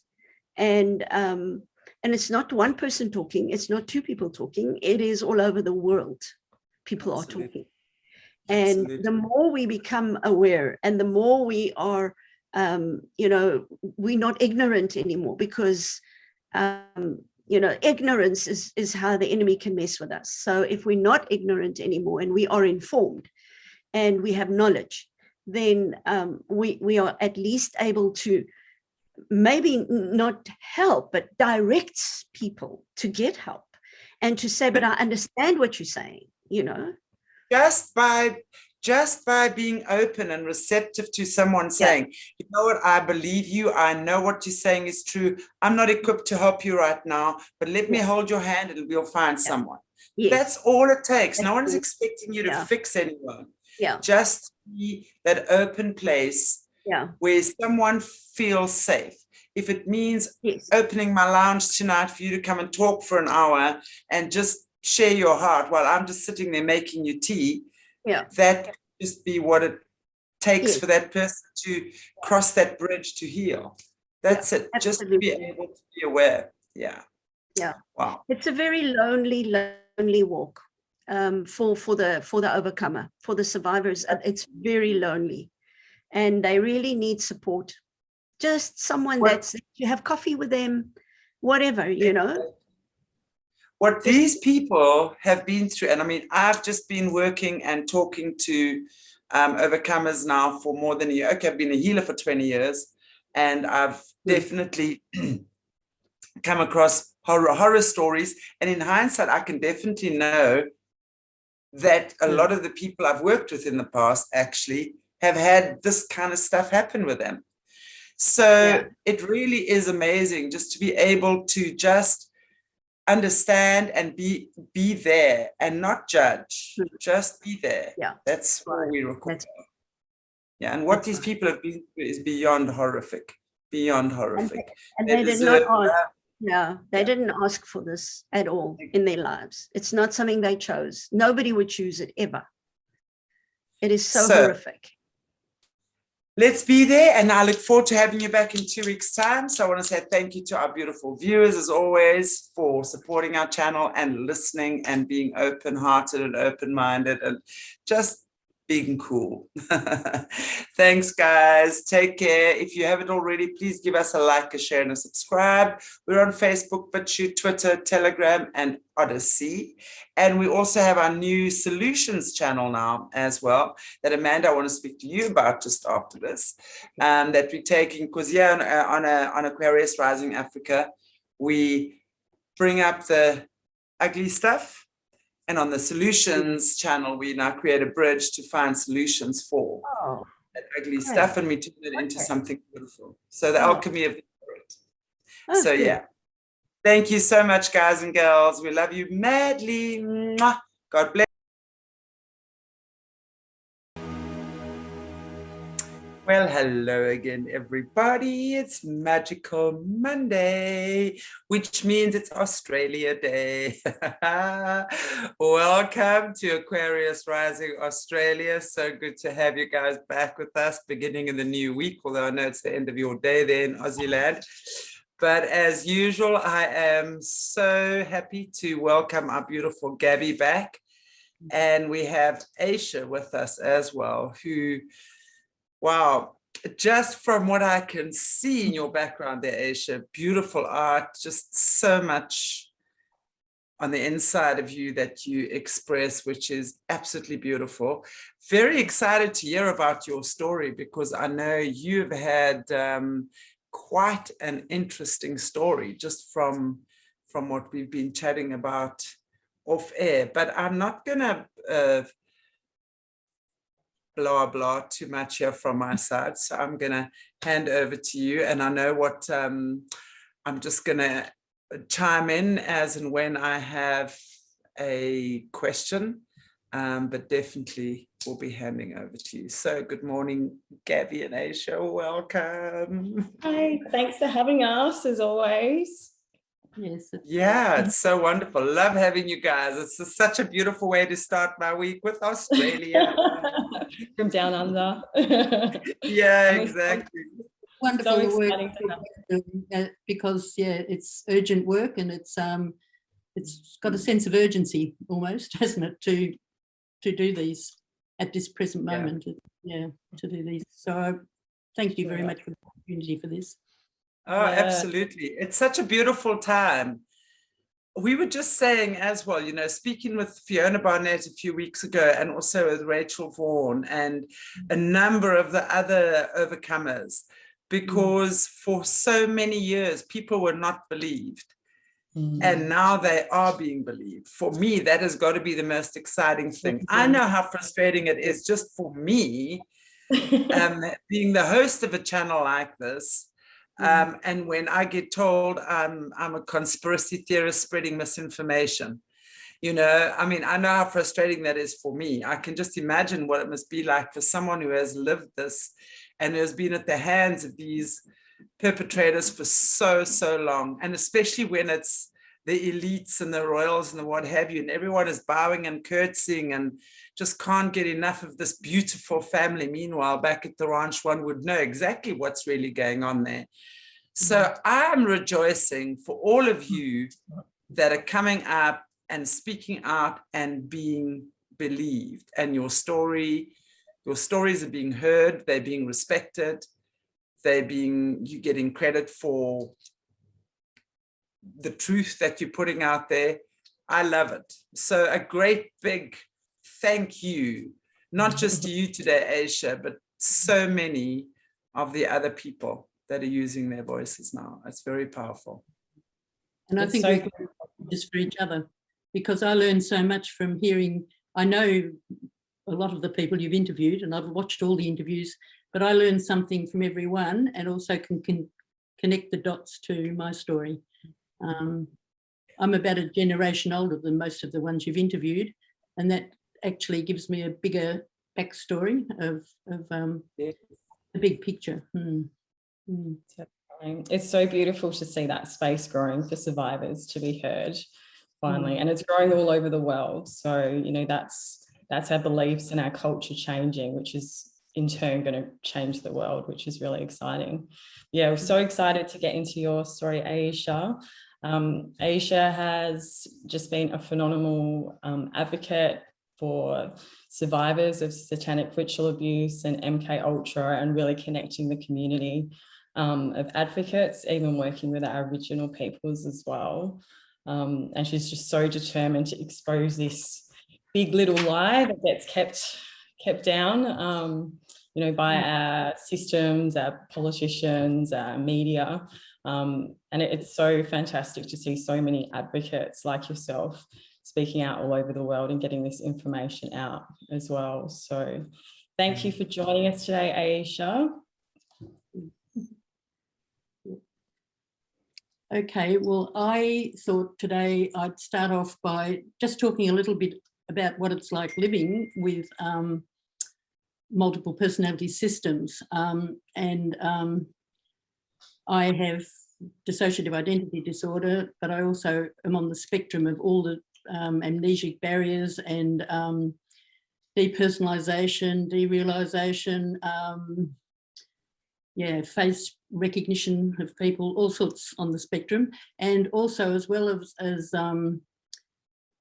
what caused my inner self to create altars to protect myself from torture and from extreme abuse from a little child. So there's also the scientifically programmed, created multiple aspects of myself.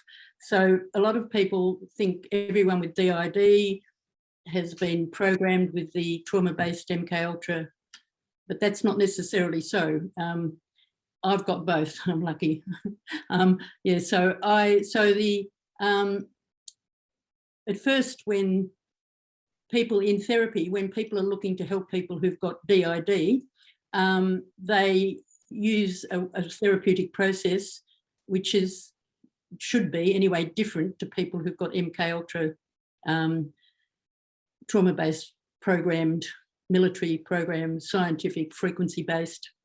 I've just got a very rough little sketch here, and it's very rough, but for the language they use for dissociative identity disorder is you've got your apparently normal personalities. They're the ones who go to work, go to school, drive and do all those sort of day-to-day things. Then they list another group that overlaps as the EP, the emotional personalities, and they are the ones that hold trauma and fear and all the emotions and feelings, and they're alters. They can be cult alters, they can be introjects, and copy alters, and then you have the higher spiritual self, which is developed to different degrees with different people, and so they have alter personalities too, or systems. And then you've got the core here, which is like the core self. And DID is called DID because they didn't like multiple personality, because you don't have, according to my psychiatrist, you don't have multiple personalities, you don't even have one sense of self, because it's all been shattered and broken up. But I prefer the use of either dissociative identity response, and when you ask me questions, you'll get dissociated identity response sometime, because I never quite know who's going to answer. And also I prefer to call it, especially in my case, multiple personality systems, because I incorporate the program systems into my story. So the programming, for me, it's very much scientific. It's all been based on research, science, to to control the mind, mass mind control, and it uses the energy system of the person, the chakras, the developmental stages. It's all connected with the hormonal and the adrenal systems, and very scientific. And so that early at birth, well, even before birth, but at birth, they break its survival. They break down all the survival and break down the person's resistance. And when they're wanting to get someone for an experiment, and I was like used as a prototype for this, they really, and I know Fiona Barnett was talking about this too, they really push, and they want strong ones who resist back and keep fighting back. And then later we're then groomed, trained, programmed for other work asset. May I just ask you, when you say that they obviously doing the trauma, are we talking about while you are still in the womb, when they do the torture on the mom and stuff like that? Are you saying that this is where they already start with the DID? Yes. Well, no, not the DID. No, DID may not start then. DID can be incestual and no programming at all. People who, and we have a lot of people in Australia who've got DID, and that means that they have been tortured, traumatized early, but they may not have been through the scientific intelligence, military intelligence programming. And but in my case, I was I come from generational, so my mother was my father had dissociative identity and were part of all of this on my father's side more, but my mother was subjected to it as well. And so, yes, it was arranged because I was sort of chosen one, partly because I've got Druid background, occult. My grandmother was considered a grand dame of the occult. She's also east of Dickensian London, the East End of London, but she has she finished up having friends in very, very high places, And I was the second born, and when I was born, she was at my birth, and I had a mark on my foot, what she called the stigmata. It's like an oval, perfect oval on my foot.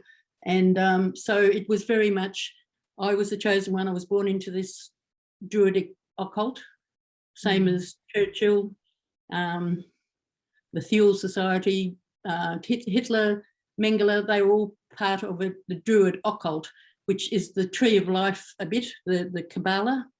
I don't know, and that's where the energy systems. So this is the program I had, and it was all selected before it was selected that way.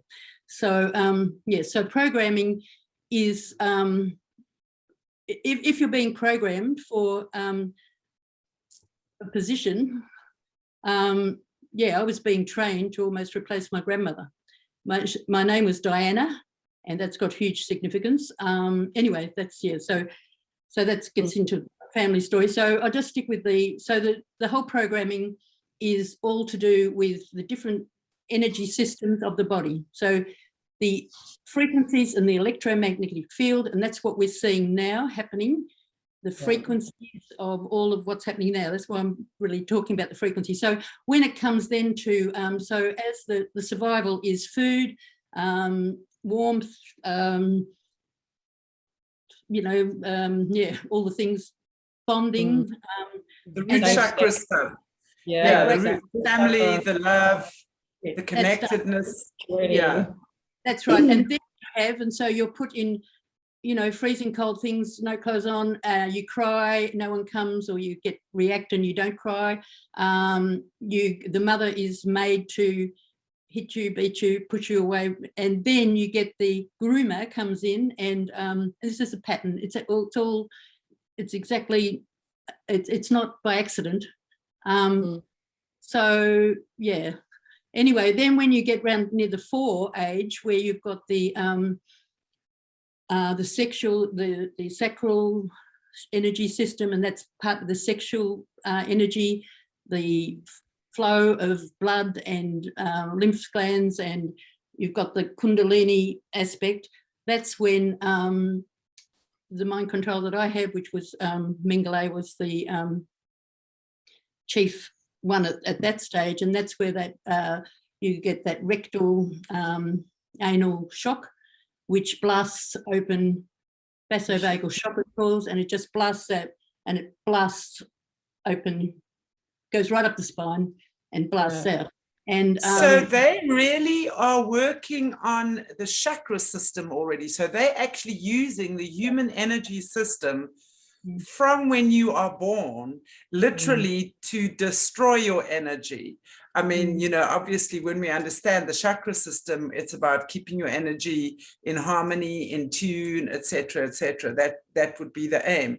So I've never heard this before. I mean, I have heard people speak about their tortures and abuses and the stuff that goes on, but never actually heard someone speak about it through the actual how they're doing it via the chakra system, which is very interesting.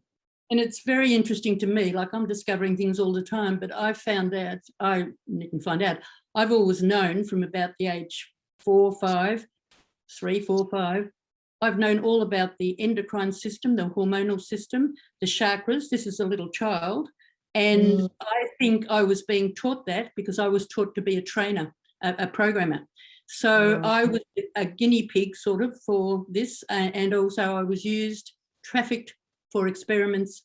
And anyway, so I just want to keep going with this little bit, because then, so then around the 4, you get other programming, and that's when, if you're going to be programmed for some high role, clear role, that's when that continues on at different ages, and then at 14 again, and at 9 there's all sorts of rituals. The rituals, I don't call my I say that it's I'm a survivor of torture and sadistic ritual abuse, because the satanic, it's got a big label together. Mine was definitely cults and rituals, and through Buckingham Palace, underground into Westminster, all that stuff. But the Druidic cults, anyway. So that's just giving a little bit of a picture of the everything's energy. So, and if you look at nature, you know, it's good to get out in nature. Why?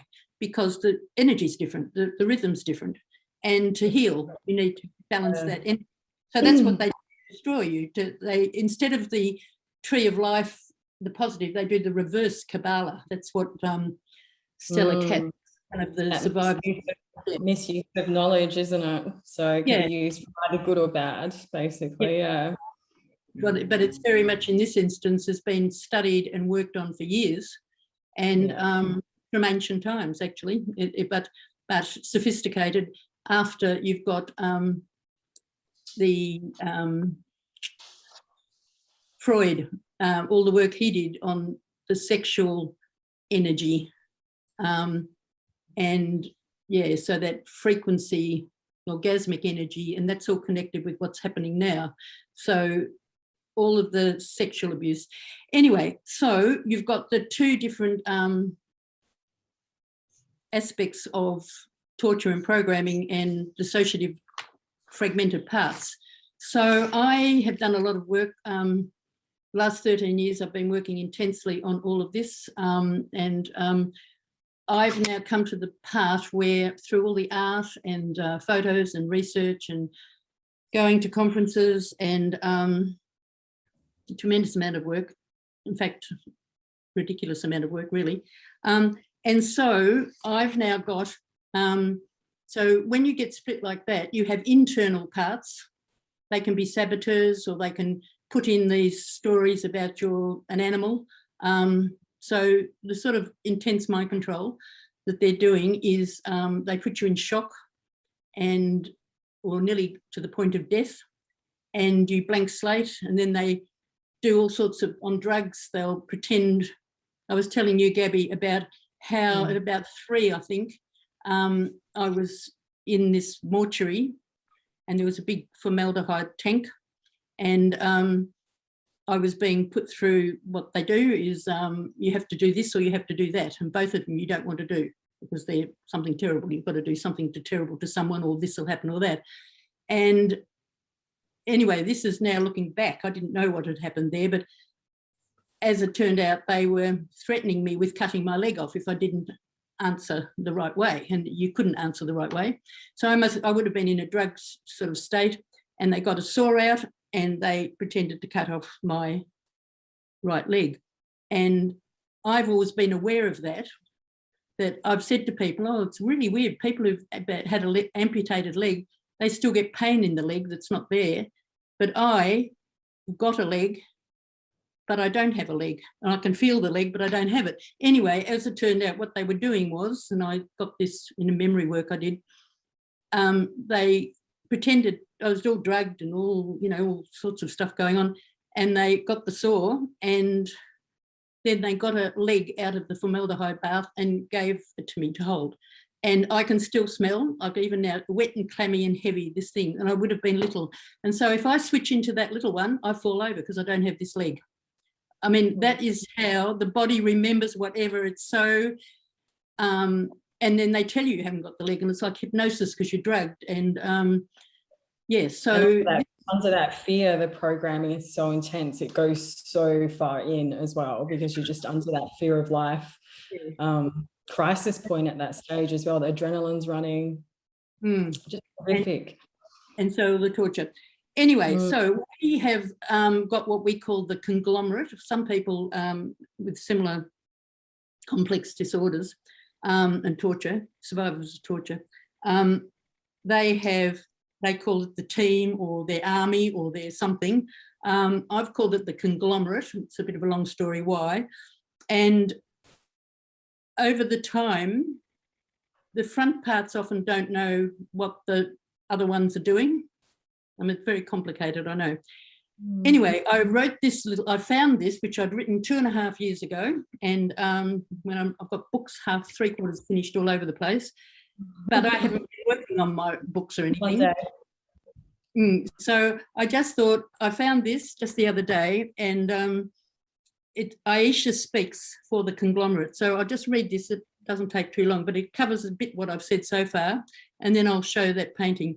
I've just got, our life is outstandingly hard to believe. We are a phenomena. From infancy, perhaps even in utero, I was subjected to the unspeakable, cruel acts beyond words, beyond where your mind and your imagination will permit you to venture. But some stories must be told, even those you don't want to listen to. I ask you to join me in bearing witness to my betrayal, torture, ritual abuse, sexual assault, intergenerational trauma, experimentation and mind control, so severe that it shattered my tiny mind into multiple parts. I am an experiment. My brain was both damaged and enhanced by torture, trauma, and experiments, and this acquired brain injury caused my self to fragment into multiple selves, parts, or alters. We are in the hundreds, polyfragmented. We prefer the noun we to acknowledge our parts who all have many roles, who all have their own roles to play in managing our past and present. I am a conglomerate. We know we need to reveal who we are, and to do so, we need to bypass our internal senses, the gatekeepers and the protectors, to access the files. My brain was both injured and enhanced, which means I have extraordinary abilities, limited at times by disabilities. My mind is photographic, and I operate on changing frequencies and am constantly switching channels. I allow me to connect with and access information expansively, connecting dots and seeing threads and patterns hidden to the average person. Ironically, it has equipped me well to connect our personal lived experience to the current stories and events of our life, of our times, and expose the atrocities of mind control and ritual abuse. We are victims and survivors, witnesses and whistleblowers. We've tried to write our story many times, but keep hitting walls and barriers. There are thousands of words that have been written in different handwriting and languages and voices, written for radically different audiences, written for clearly different purposes. I have piles and piles of fragments of stories kept in safe places, many left and abandoned mid-sentence, some hidden away, others scrawled with never to be opened, draft only, edit, burn.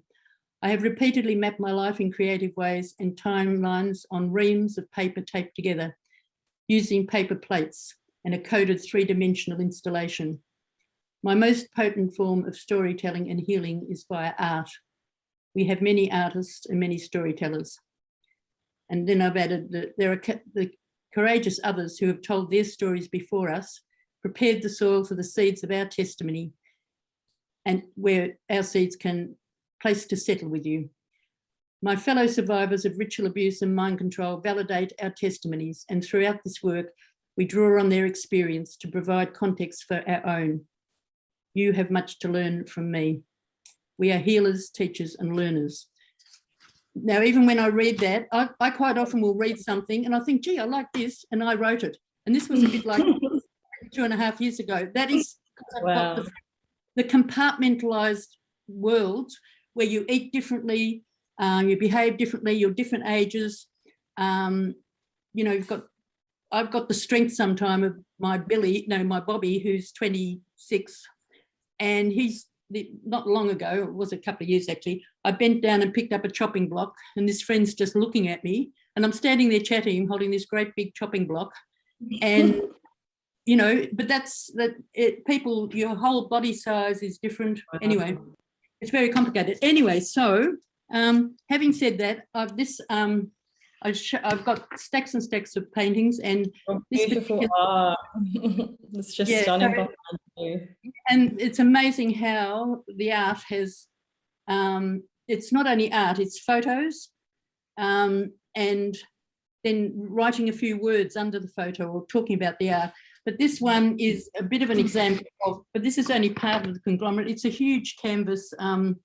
It's very big. So here, and it's a bit lopped off at the top because it's a photo of the big canvas. The canvas would be 1, 2, 3 meters long, I think.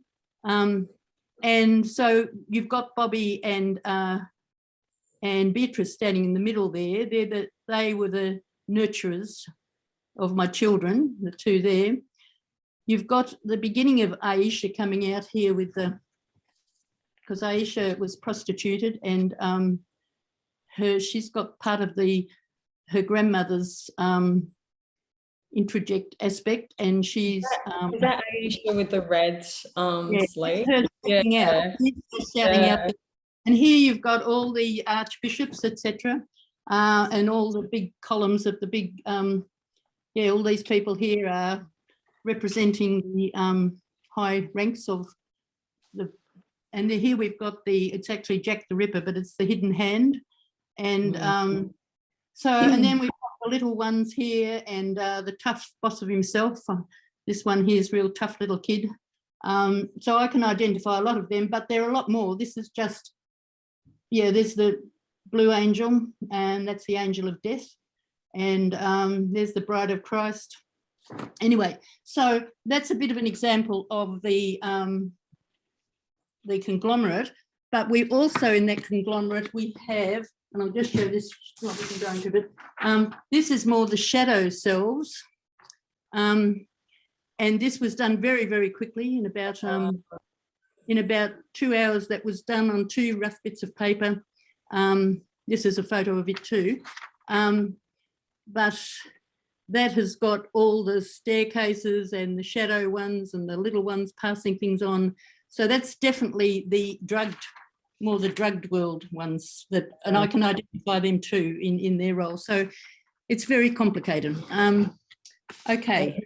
The painting's just incredible, I think, to understand that concept of the conglomerate. Some of the others, I mean, there's other ones that are, and they came at different stages. And then as I learned more, and then putting them all up, I had 280 displayed here at my house last year, and just putting them up and walking around, I was just blown out, like, oh, and then I'd go back to, there's that one again. You know, it is amazing. The art is amazing. And this is the silent, the tortured ones, and their voices, they come out in pictures. And Aishe understands the shadow ones and the front ones, and she can hold that there's the shame in talking about it, the shame of being multiple, when you can come out with something ridiculous. Someone says something and it triggers something, and you come out with some silly little voice or some, I shouldn't say that, that's disrespectful. Yeah. Yeah. Wow. You know, so Aishe kind of holds it all, like she's kind of like the glue that pulls them all together. Yes. So I just that was just to look across that. Now, the other thing I really wanted to talk about was the Tavistock Institute. A lot of people are aware, oh yes, the CIA, and they always think of America, and then they think, you know, the McGill and the MK Ultra and Ewan Cameron, and that those people all came to Australia because Australia is the headquarters of all of this. It's very secret. But no, it really came from Tavistock, and Tavistock Institute was formed 100 years of Tavistock. It formed in 1921, and it was a partnership with the Kaiser Wilhelm Institute, and it embodied all the Freud stuff and psychology, and it was formed, the Duke of Kent supported it, and also the Fuel Society and the Vril Society, which is very much into the occult. So that got melded into it. And one of the things they were trying to do in this particular unit was, see, after the First World War, a lot of the soldiers had shell shock and didn't shoot to kill, and then shell shock's like our post-traumatic stress, I guess now. And so they wanted to be able to have soldiers obey orders regardless, you know, like just machines, you know, really. So that's why they started these experiments, but they used kids and orphans and people in institutions. And Australia was, the UK was up to it. They all blame everywhere else, but no, they were up to it big time, and there's all evidence of that, all documented.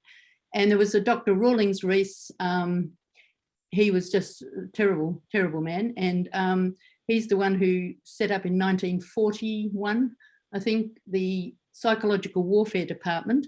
And then that became linked with the MI6 and the military branch of intelligence, high intelligence. And so then it became, and they were working with all those very extreme experiments on people during the war.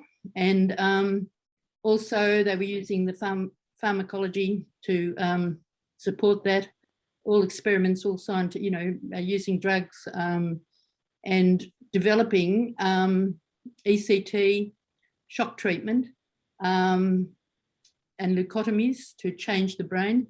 I've had a leucotomy. This Dr. Cunningham Dax, who also worked, he was a trained under Rawling Rees, and a William Sargent, who was very big on the physical experiments done, leucotomies, LSD, all the sorts of things that went on to Chelmsford in Australia, like McGill, and there are where they had what they call deep sleep therapy, but actually they put people unconscious for months, and then they gave them shocks, and then they put records going over and over and over and over and over, and that's where you get, that's where people know things. I often ask, how do I know all of this? And I was listening to Brooke speaking about how she knew about political things, and I knew the same things. And I've asked, how do I know? It's because I've been through programming. All over Australia, there are these at New Haven in Victoria, at Larundel in Victoria, in Alice Springs ward, psyche ward, in Ward 10, Townsville, in Chelmsford, in Perth.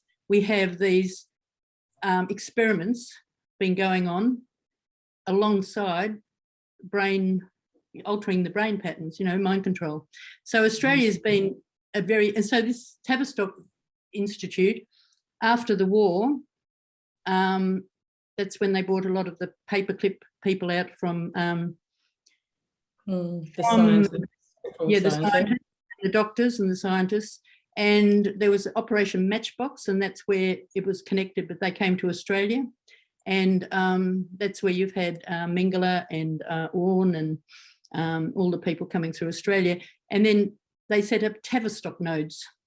And all around 66 Tavistock nodes were set up after the war to take that UK story of Tavistock and divert it to the States. But these Tavistock nodes are in Africa all round, and lots in Australia. And there was one set up in Geelong by my grandmother, and also one in Brisbane. And they were all ready for, you know, there'd been children taken away, so orphanages, lots of asylums. So the whole place was set up for the biggest secret, actually, the biggest secret about, everyone hardly heard of Australia, but if you really just look at what's happening now, it's a big focus. Yeah, and just for people that aren't really familiar with Tavistock, so Tavistock is, you're combining the individual studies of this torture and MK Ultra, and their plan is to roll that out as mass propaganda. So basically mind controlling the masses through various things. So they're really taking it from that micro, from the individuals, all these studies, and putting it out over everyone. So, you know, this is crucial to what we're experiencing at the moment as well. So thanks for doing it so well. They used that psychological warfare department, they used, they said it'll be easy to bring it into education and religion, harder in medicine and judiciary, justice system. We need a cadre of psychiatrists to infiltrate every organisation around the world, every think tank, everywhere. And we need the pharmaceutical business. So you combine the money and the mind control. And then people like me have been programmed specifically. If you look at the television and the music industry and the Hollywood, and all of that, media, and you've got frequencies, subliminal messages coming over, hand signs, all of this, which trigger us hugely. And also you get, subliminal messages in songs. If you wind them down, slow them down, they're at a certain frequency and they get into the mind, and then little kids are all on this and they're programming. It's called, everyone's being programmed. And that's what they want. And they said the next war will be a battle for the mind. And certainly is. The psychological warfare department, then you've got the cyber warfare going along parallel, and that's where you've got the AI and the and this is insane. It's incredible to see the planning of this, isn't it? It's kind of like Tavistock is the corporate industrial scale model of MK Ultra, and there's a lot of information right now. Yeah, and you know, in America, Tavistock's the biggest business on the West Coast. Like, it is massive, and it's all over the world, like you're saying. Can you tell us a little about, you know, what you know about the Tavistocks being set up here in Victoria, because that was by a family member as well? Yes, well, I did want, this is the thing that I've found the hardest to get to. Okay, so I was born into a generational East End Dickensian London poverty, but also dysfunctional, to say the least, and also a lot of crimes. And both sides of my family, my father's side was extremely involved in mafia and very brutal things. And my grandmother was involved with prostitution. She was also, there was an Elephant and Castle. There's, they used to hang out there. And then the women, right from the 1890s, my grandmother was born in the 1890s, or even 1870s to 1950, there was this group called the 40 Thieves, or the 40... the elephants, what were they called? The 40 Thieves, and they were a shoplifting group. And they would go into the big flash stores and have some chewing gum, and they'd all be dressed up, and then they'd stick the chewing gum under the thing, and then someone would look at the rings and they put the rings there, or they had all, and that's my grandmother was in that, and so was the whole family on my grandmother's side. Her parents were, one was, so my great whatever grandfather, I have real trouble with who the family are because, but he was connected with Oliver Cromwell. His name was,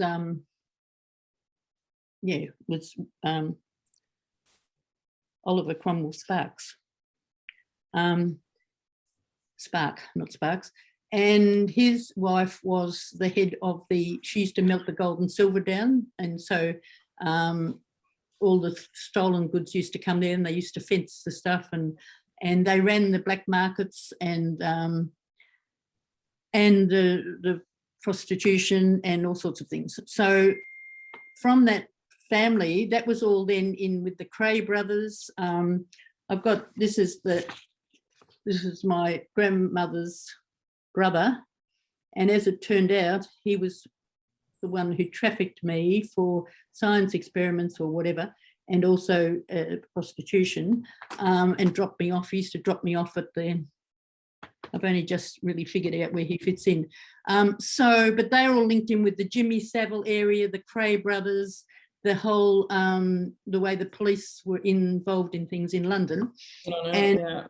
My grandmother had managed somehow, by her charms, very entrepreneurial woman, that one, and she made friends in high places, and the friends were like Churchill, Victor Rothschild. She used to visit the house. I went there. Queen Mother, she was a very good friend of the Queen Mother, and Vera Lynn, and she worked for Unilevers.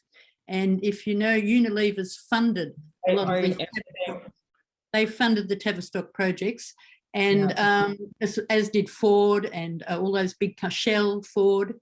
Anyway, in 1947, she escorted in the British child migrant scheme, orphan kids trafficked, and dropped them off at Perth, and they joined the different places that had stolen generation kids and orphanages and things. She dropped them off there, and a lot of them had parents, but they were just shipped off. It was all part of the plan for British migrants, but already they had the plan in Australia to have all these children separated from their parents. Ever since they came here, they've been working to get to this point. It's a grand plan. It's a huge, once you see the grand plan, you see everything differently. It's just in plain sight, and that is in plain sight. And anyway, during that time, also a lot of, I was just thinking around your grandmother's time, a lot of, young women were having their children taken from them as well if they weren't in marriage, etc. as well. So there was just so much organised trafficking going on. And forced adoptions. Yeah. The forced adoptions. That's right, all of that, and all these laws coming in just for this, like when they changed the laws. And so my grandmother came out to Australia. They also ran clubs, and the Home Secretary set up this fellow after he'd been there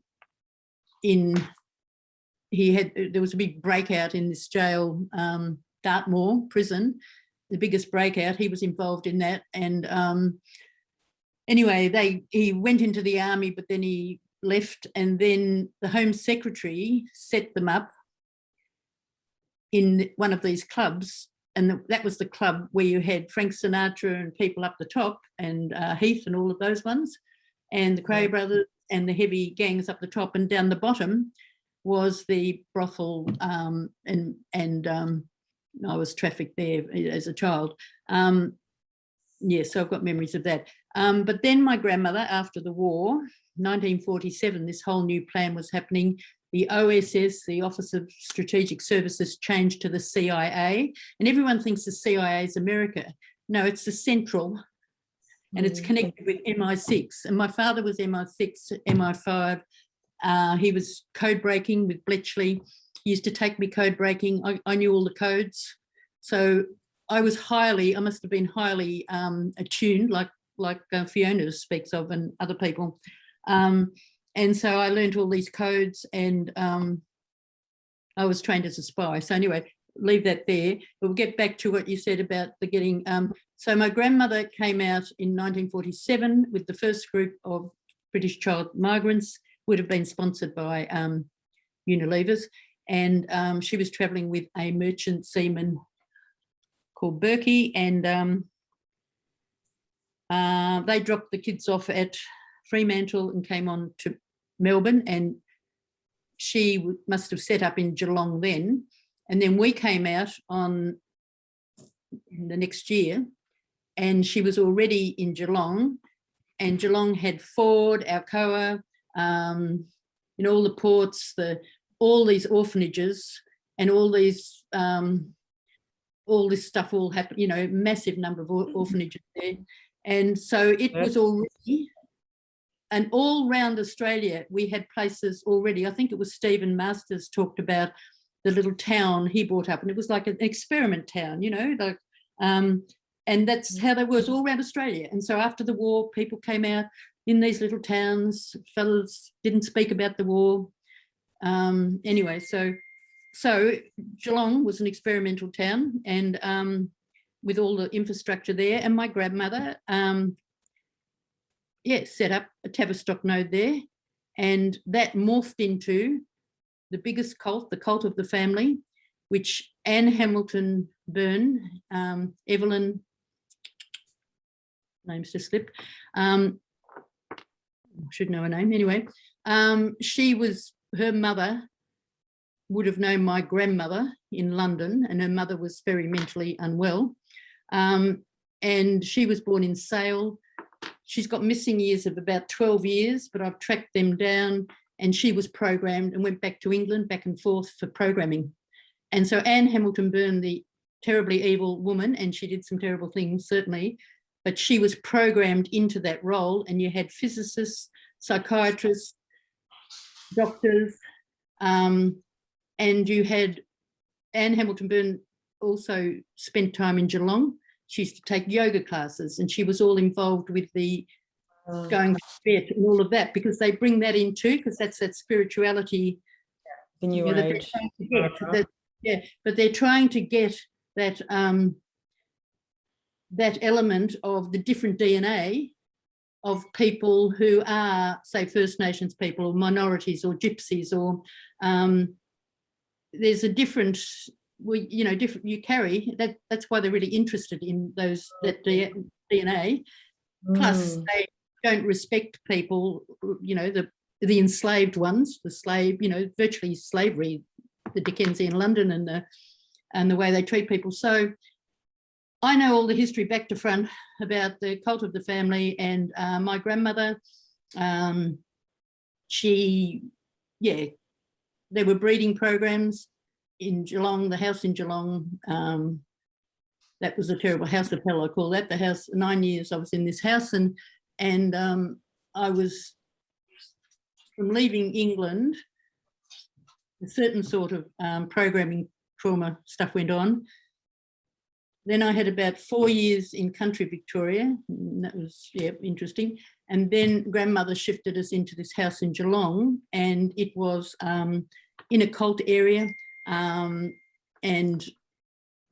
we had doctors, dentists visiting, abortions done to the house. Then we'd go up, we'd be shoved in the back of, we had to go to this Sunday school, evangelical one. Interestingly, it was opposite the Elephant and Castle in Geelong. There was an Elephant and Castle in Geelong, and just opposite, in a little shed, not a shed, a little hall. It was run by two fellows who later came to notice, I noticed. But we had to go to Sunday school, and yes, we used to go around for these amazing afternoon teas in this big house. And then sometimes, I haven't got all memory back of all this, but we'd be put in a back of a truck, a van, pitch black in there, sometimes it'd be really hot, and a whole lot of us, and we'd go around orphanages getting people, and we'd come up to Festival Hall, and there'd be big evangelical meetings, brethren meetings, and Billy Graham crusade, and so anyway, we had to learn Bible passages from the Bible, and then there were these sort of talking in tongues and rituals, and then people would be taken out. And I've got a feeling, I'm assuming this, but I've got the funny feeling that people were picked up from those places and didn't all come back. Anyway, I'm not 100%, that's just something I'm working on. But the whole thing of the cult of the family, people think, oh, it just happened up in the hills or a couple of places. Yeah. But no, it was linked to Tavistock, Broome Farm, and I've been to Broome Farm, and also New York, the Catskills. It was linked in with the Muktananda, and also also New Zealand and Hawaii.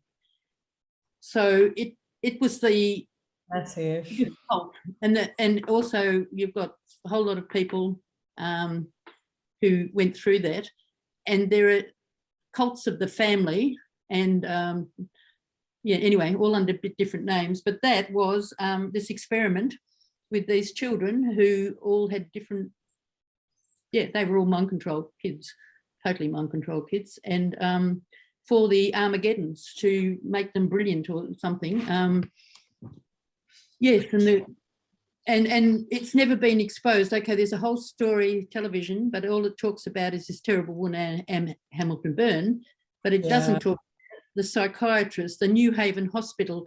All the drugs came in from Sandoz, free LSD came there. People died there. I've got all the records of it.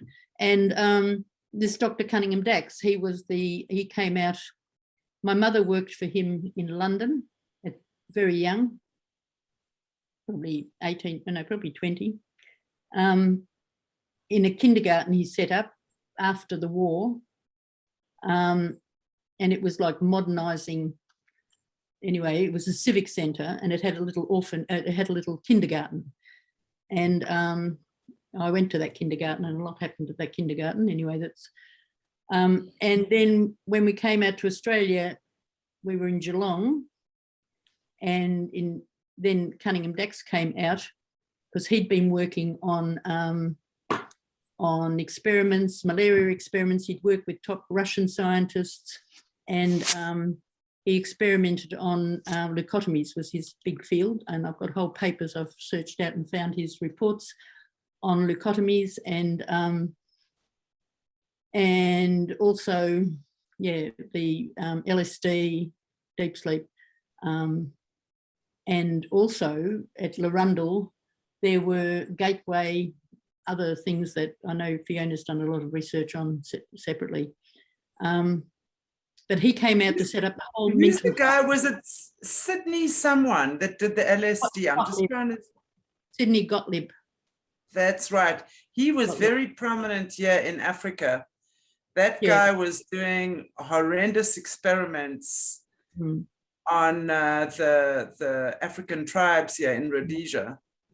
And we're going back the 50s, round about the 50s. Would that be right? That'd be right, because it's a Rhodes Scholarship, and all the different high politically programmed people have been programmed. And if they've gone to sort of the Rhodes, if they've got Rhodes Scholarships or Fulbright things, or they've been to Yale or Harvard, there's the universities, and there's Sydney University and ANU, Melbourne University did all those Milgram experiments, and then they've been experimenting on, Adelaide have been experimenting on kids in remote communities for years, sterilisation and smallpox. And so if you look at the history, and that's what I've done, I've looked at the whole history. I've got these mind files, and they call me memory woman because I've got computers. They do. They call me. You certainly have. You've got quite an encyclopedia. Aboriginal people call me Katajuta, which means many heads. So they just leave it at that. They leave it at that. That's so cool. That's part of the programming. That's like, you have very, very brilliant areas. It's like savant. When I was doing some healing work up in a unit, and I'd asked them to give me this great big, and I was really dissociated there when I was up there, but I went up there to work. And so over the weekend, they give me a big whiteboard, and I would then tell myself I was going to get up at 3 o'clock in the morning and write on whatever it was I was working on. And I wrote down the whole dates. I didn't miss a thing. I've got photos of it. I just write like a savant. I mean, I don't know where it was coming from. So it's not just the drawings. And I got every date right. And it talks about the Tavistock Agenda 2012 and, you know, all the layers of it, the way they used Bowlby came to Australia. That was the one who worked on the attachment theory. And he visited all those little homes for kids, and then they'd select the ones they wanted, and then they'd take them away from that orphanage, put them in training, send them to, you know, it's been so well planned. And it's, as I say, it's mind-boggling just seeing how big it is. Yeah, it's and a lot of people from Australia know Anne Hamilton Burns was, you know, she has been shown in the media, and it's been depicted as, you know, she was a cult, she had like a few children, she was cutting their hair and dyeing it all blonde, so it kind of, you know, had a real, you know, culty Nazi type feeling. But none of the media coverage has went into like how sophisticated and how organized this is. And obviously, they give us this much, but it's like this huge thing. Exactly. You know? It's like, okay, you've seen it. Yeah, next. And they'll turn her into the bad person. Although the thing she was doing was so terrible, but they're the ones that have controlled her, right? It's a bit like what we were... Terrible. Her whole life was terrible. The other thing we touched on there was that you've got the British establishment, or the colonial way they've done things. But anyway, then there's been the breeding programs for the Aryan race and eugenics. So that sort of came before where we've got to now. And that was Lebensborn experiments, where you had beautiful Aryan with all the blonde and, you know, and then SS, really strong SS people, and they bred kids. And this was in the 30s and that. And, you know, there's famous singers who were bred in that program, ABBAs, and, you know, there's, if you track the history down. So those breeding programs have now morphed into huge breeding programs, but they're now looking at, well, all sorts of breed for the whole AI stuff. This whole breeding program stuff, sorry to chime in here, but it's really getting me to think now, because as you're saying, these aren't just breeding programs for expendable kids, right? These are breeding programs to let's say what the Germans were doing, that Aryan race, and probably breeding some seriously super smart kids or super beautiful kids, or that they are putting into positions of power. So these aren't just kids that have been stolen from parents and put into the system. These are actually kids that have been specifically modified and genocided.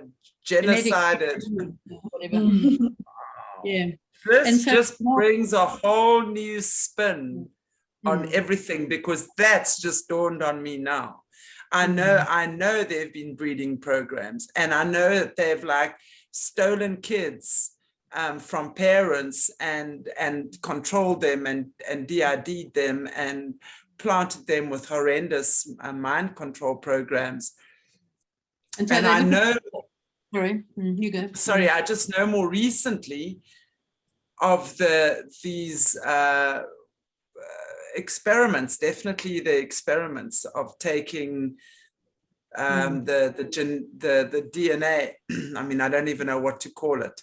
Of a lot of, like, let's say the top royals, and spliced them and put them in a false womb or an animal womb, and spliced it more and done more and more of this stuff. This is really, so this has been their aim actually, is to get together the perfect human race that they can control. And they've been using you guys as their guinea pigs to see how much torture you can take, see how much, I think it would be the pleasure and the pain, right? They would be going for that completely. So they would completely use your minds and your brains and your bodies. Yeah. And they train people, well, they program people to see and take all the information and write it all down. And you're just a number, like a number. I've got files. I can't get the files at all. I'm just a number in the system. I'm already, anyway, that's something, yeah, you're a slave. You're just a number. You were born into it. So I was born into it, but because I was tough and because my grandmother was, I had this bloodline, I then became one who, I was an asset, really. I was looked at an asset, and then things changed. So I was definitely controlled as a spy, and even to the point of putting cyanide capsule in my mouth and biting it, or trained all that as a little kid. And then also I've got this hat pin, still got it, got this old sewing machine in my house. It was my mother's, one of those old treadle things. And I was cleaning out the drawers with all hooks and zips, and I saw this hat pin, and it's the hat pin, and I've got it over there. I could go and get and show you the hat pin, and it used to have poison on it, and I got trained to go in, sit on someone's knee, and then at a signal, jab them with the hat pin. And whether that was just training and whether the person, I don't know what happened to the person after that, but I did that. And that's where this honey trap stuff that's people have been put there to for I the was going to say, isn't there a word for that? The honey traps, yes, where they're using children to do that. And that sets up and compromises and blackmails. And this is what you've got, the whole blackmailing of people. And those breeding programs, they'll often breed. Yeah, so they have the breeding program and they keep track of the person all the way through. And then you'll find a lot of people in high places. If you check people's history, where they were born and who their parents were, where they were born, and what was happening at that time in the world, people go back. I reckon 50% of Australians have been through some sort of cult or control. And so, whether it's an institution or a daycare or a school, there's so many places that people have experienced this. And now the way it's being rolled out from all this research to the macro to everyone, like we're all getting our taste of exactly. It's exactly happening. You guys have been the guinea pigs since forever. Yeah, we've just got to understand these programs to break down what's happening today.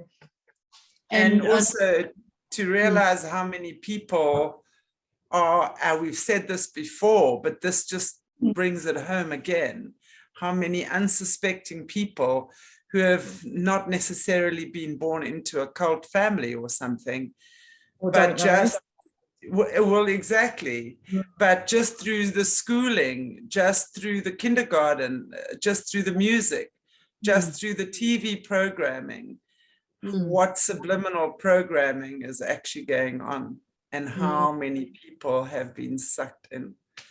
Wow. And there's a whole lot of research been done on a woman called Elizabeth, and she was very high up in education and in the whole elite. Her husband worked in military, I think, and she then started to wake up with why are we doing these education programs? They're not good for learning, they're sort of part of the whole cult, and she wrote a book called Dumbing Down of America, I think, through education, but it's relevant everywhere. With education and anything progressive or anything, it's just all, it's all. So our education system and the religions, so we're now looking at one, not New World Order, we're looking at one world government, one world religion, and we're right in the middle of it, right at this very minute here in Australia, because we've got Easter coming up, a big ritual time, there's all sorts of sinister things going on. Anyway. Wow. There's so much indoctrination, isn't there? Like just when you were saying about the schools and those programs, you know, parents send their children to school for an education.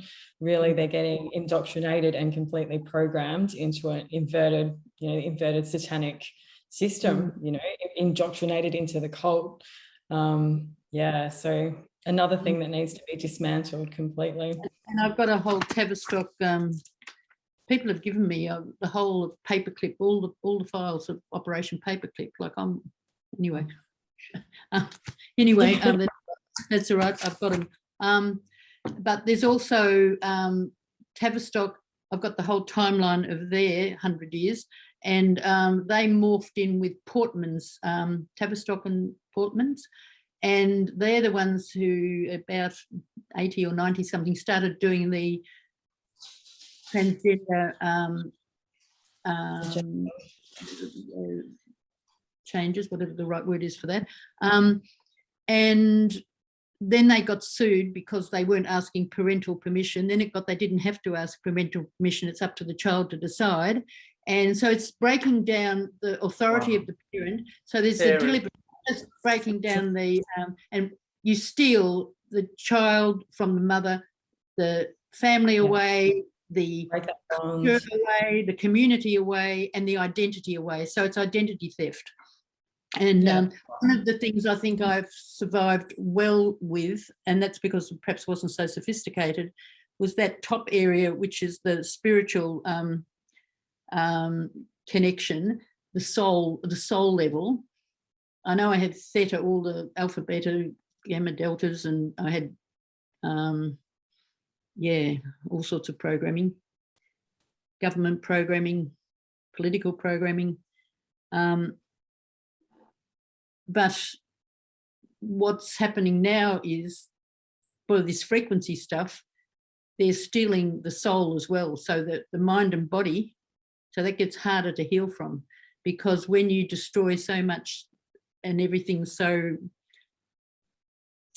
technology and AI'd, that's the path that is more challenging. Wow. Kind of disconnecting people from their souls. And I guess because you had, I know when we've been talking about your deprogramming and reintegration, your connection to source and your faith and your belief was such a big part of that as well. So all of these agendas now with the transhumanism and adjustments, etc., they make it harder for people to connect, which makes it harder for people to heal as well, doesn't it? It does, yeah. And yes. Wow, what an amazing story. And I can see. You know what I was going to say is, I've had it alerted to me by a beautiful friend, now Nellie, and she, when we talked a lot, she said to me, so was that your programming or is that really you? She kept saying that to me, and I kept having to think.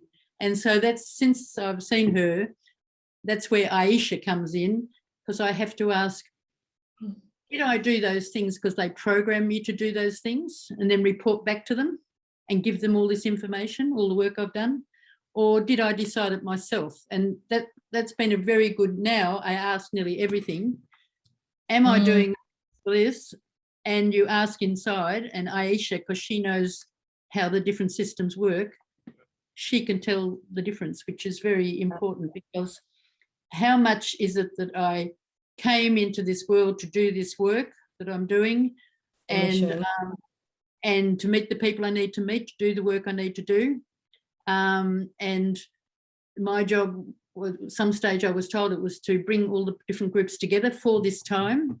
I'm joining the, bringing knowledge and stuff to people. Or how much has it been programmed that all this is coming out now? So this is where I see the hope and the good things, even though, is that, why is it all coming out now? Like Fiona came out with all that stuff, went quiet for a while, came back now.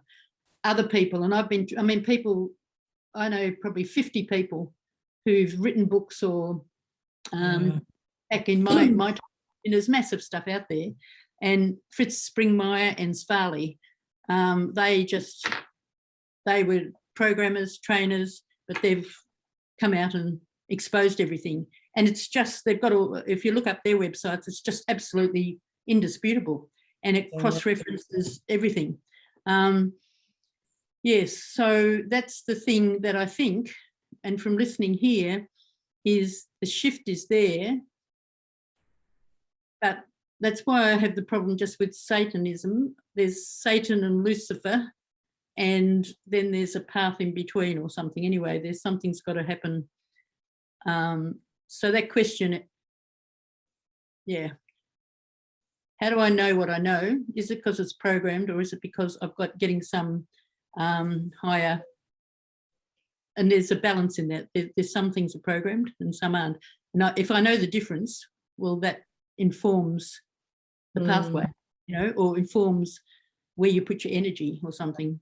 It's so interesting that you're breaking that down, you know, for someone that's survived such intense programming and trauma, because I look out at what's happening in the world with individuals right now and see them, you know, going through this in a lesser degree with the programming that they've received over, you know, their lifetimes by the media, by, you know, entertainment, by the whole lot. Like, they're having to actually question, is this actually what I think is right? Like, is this what I believe, or is this just what I've been told like my whole life? So, yeah, I think certainly time to think forward.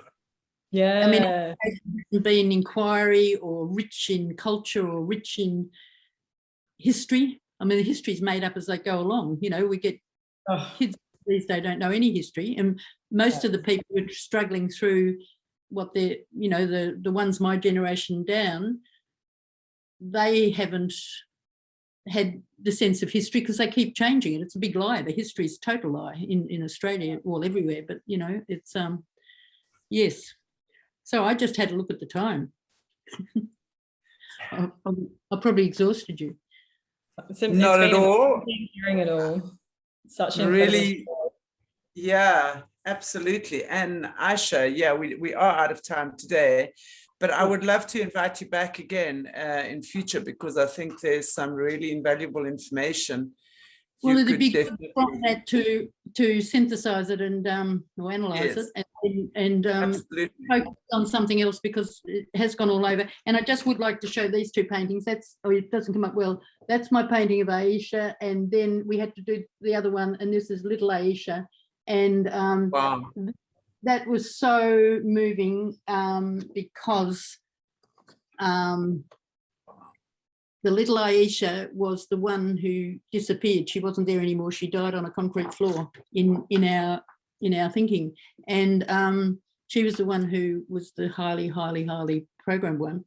And so this other Aisha, and it's a Romney name, and it's a Romney form of an Arabic name. And also one of my parts was called Anne, and they would say Diane. Well, my name's Diana. I've got a stack of names, 300 and something listed here. But so they'd say Diane. And so Aisha means alive and well. And I didn't know that. I mean, it stuns me.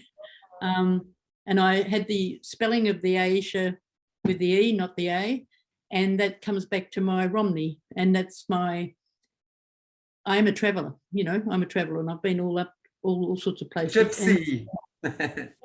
Just amazing. Yeah. Incredible. Anyway, yes, so I was going to finish with a bit, but I think we need to finish, don't we? I'm looking at that time. Just very quickly. So much information. Just when you were speaking to it, just makes me think, you know, with Aisha, like, I feel like she's very much like a multi-dimensional aspect of you that's come in to help as well. You know, like we're tapping into something which is really beautiful through your art and healing. Yeah, and it's that slavery, enslavement, and you know, that. Yeah, there's a beautiful book written by Wendy Hoffman called The Enslaved Queen, and she was born the same year as me, and it's well worth looking at. It's amazing. And Mengele, or they paid her family $47,000 American dollars in 1948. And I was programmed in London by Mengele as a little training person. And then he went to over with the CIA mob, the paperclip mob, and that her family, she was chosen. He wanted 2 children who'd been highly dissociative, and she was one of them. And so she's written all these books, and it's parallel to my story, except then it changes at one stage. So there's so much out there, but it is very suppressed, and you won't, getting it through. The evidence is there, but people have to look for it. But it's getting there. Not on the 7 o'clock news, that's for sure. I doubt that. One of the things of solutions, perhaps next time, there's the little healing circles, doing weaving circles, and anyway, I was so beautiful, and your painting as well. We'd love to hear some more about that. Too, really, aren't they? They're and also just that storytelling. All those paintings have got pages written about them. It's just, I don't know what I'm going to do with it all. I'll just have to bundle it up and throw it out or something. I don't know what I'll do with it, but pass it on. Pass it on. It's weird too. Yeah. Well, thank you very much. I have been a bit all over the place, but fantastic. It's been perfect. It's been wonderful. It's been wonderful to have you. Thank you so much.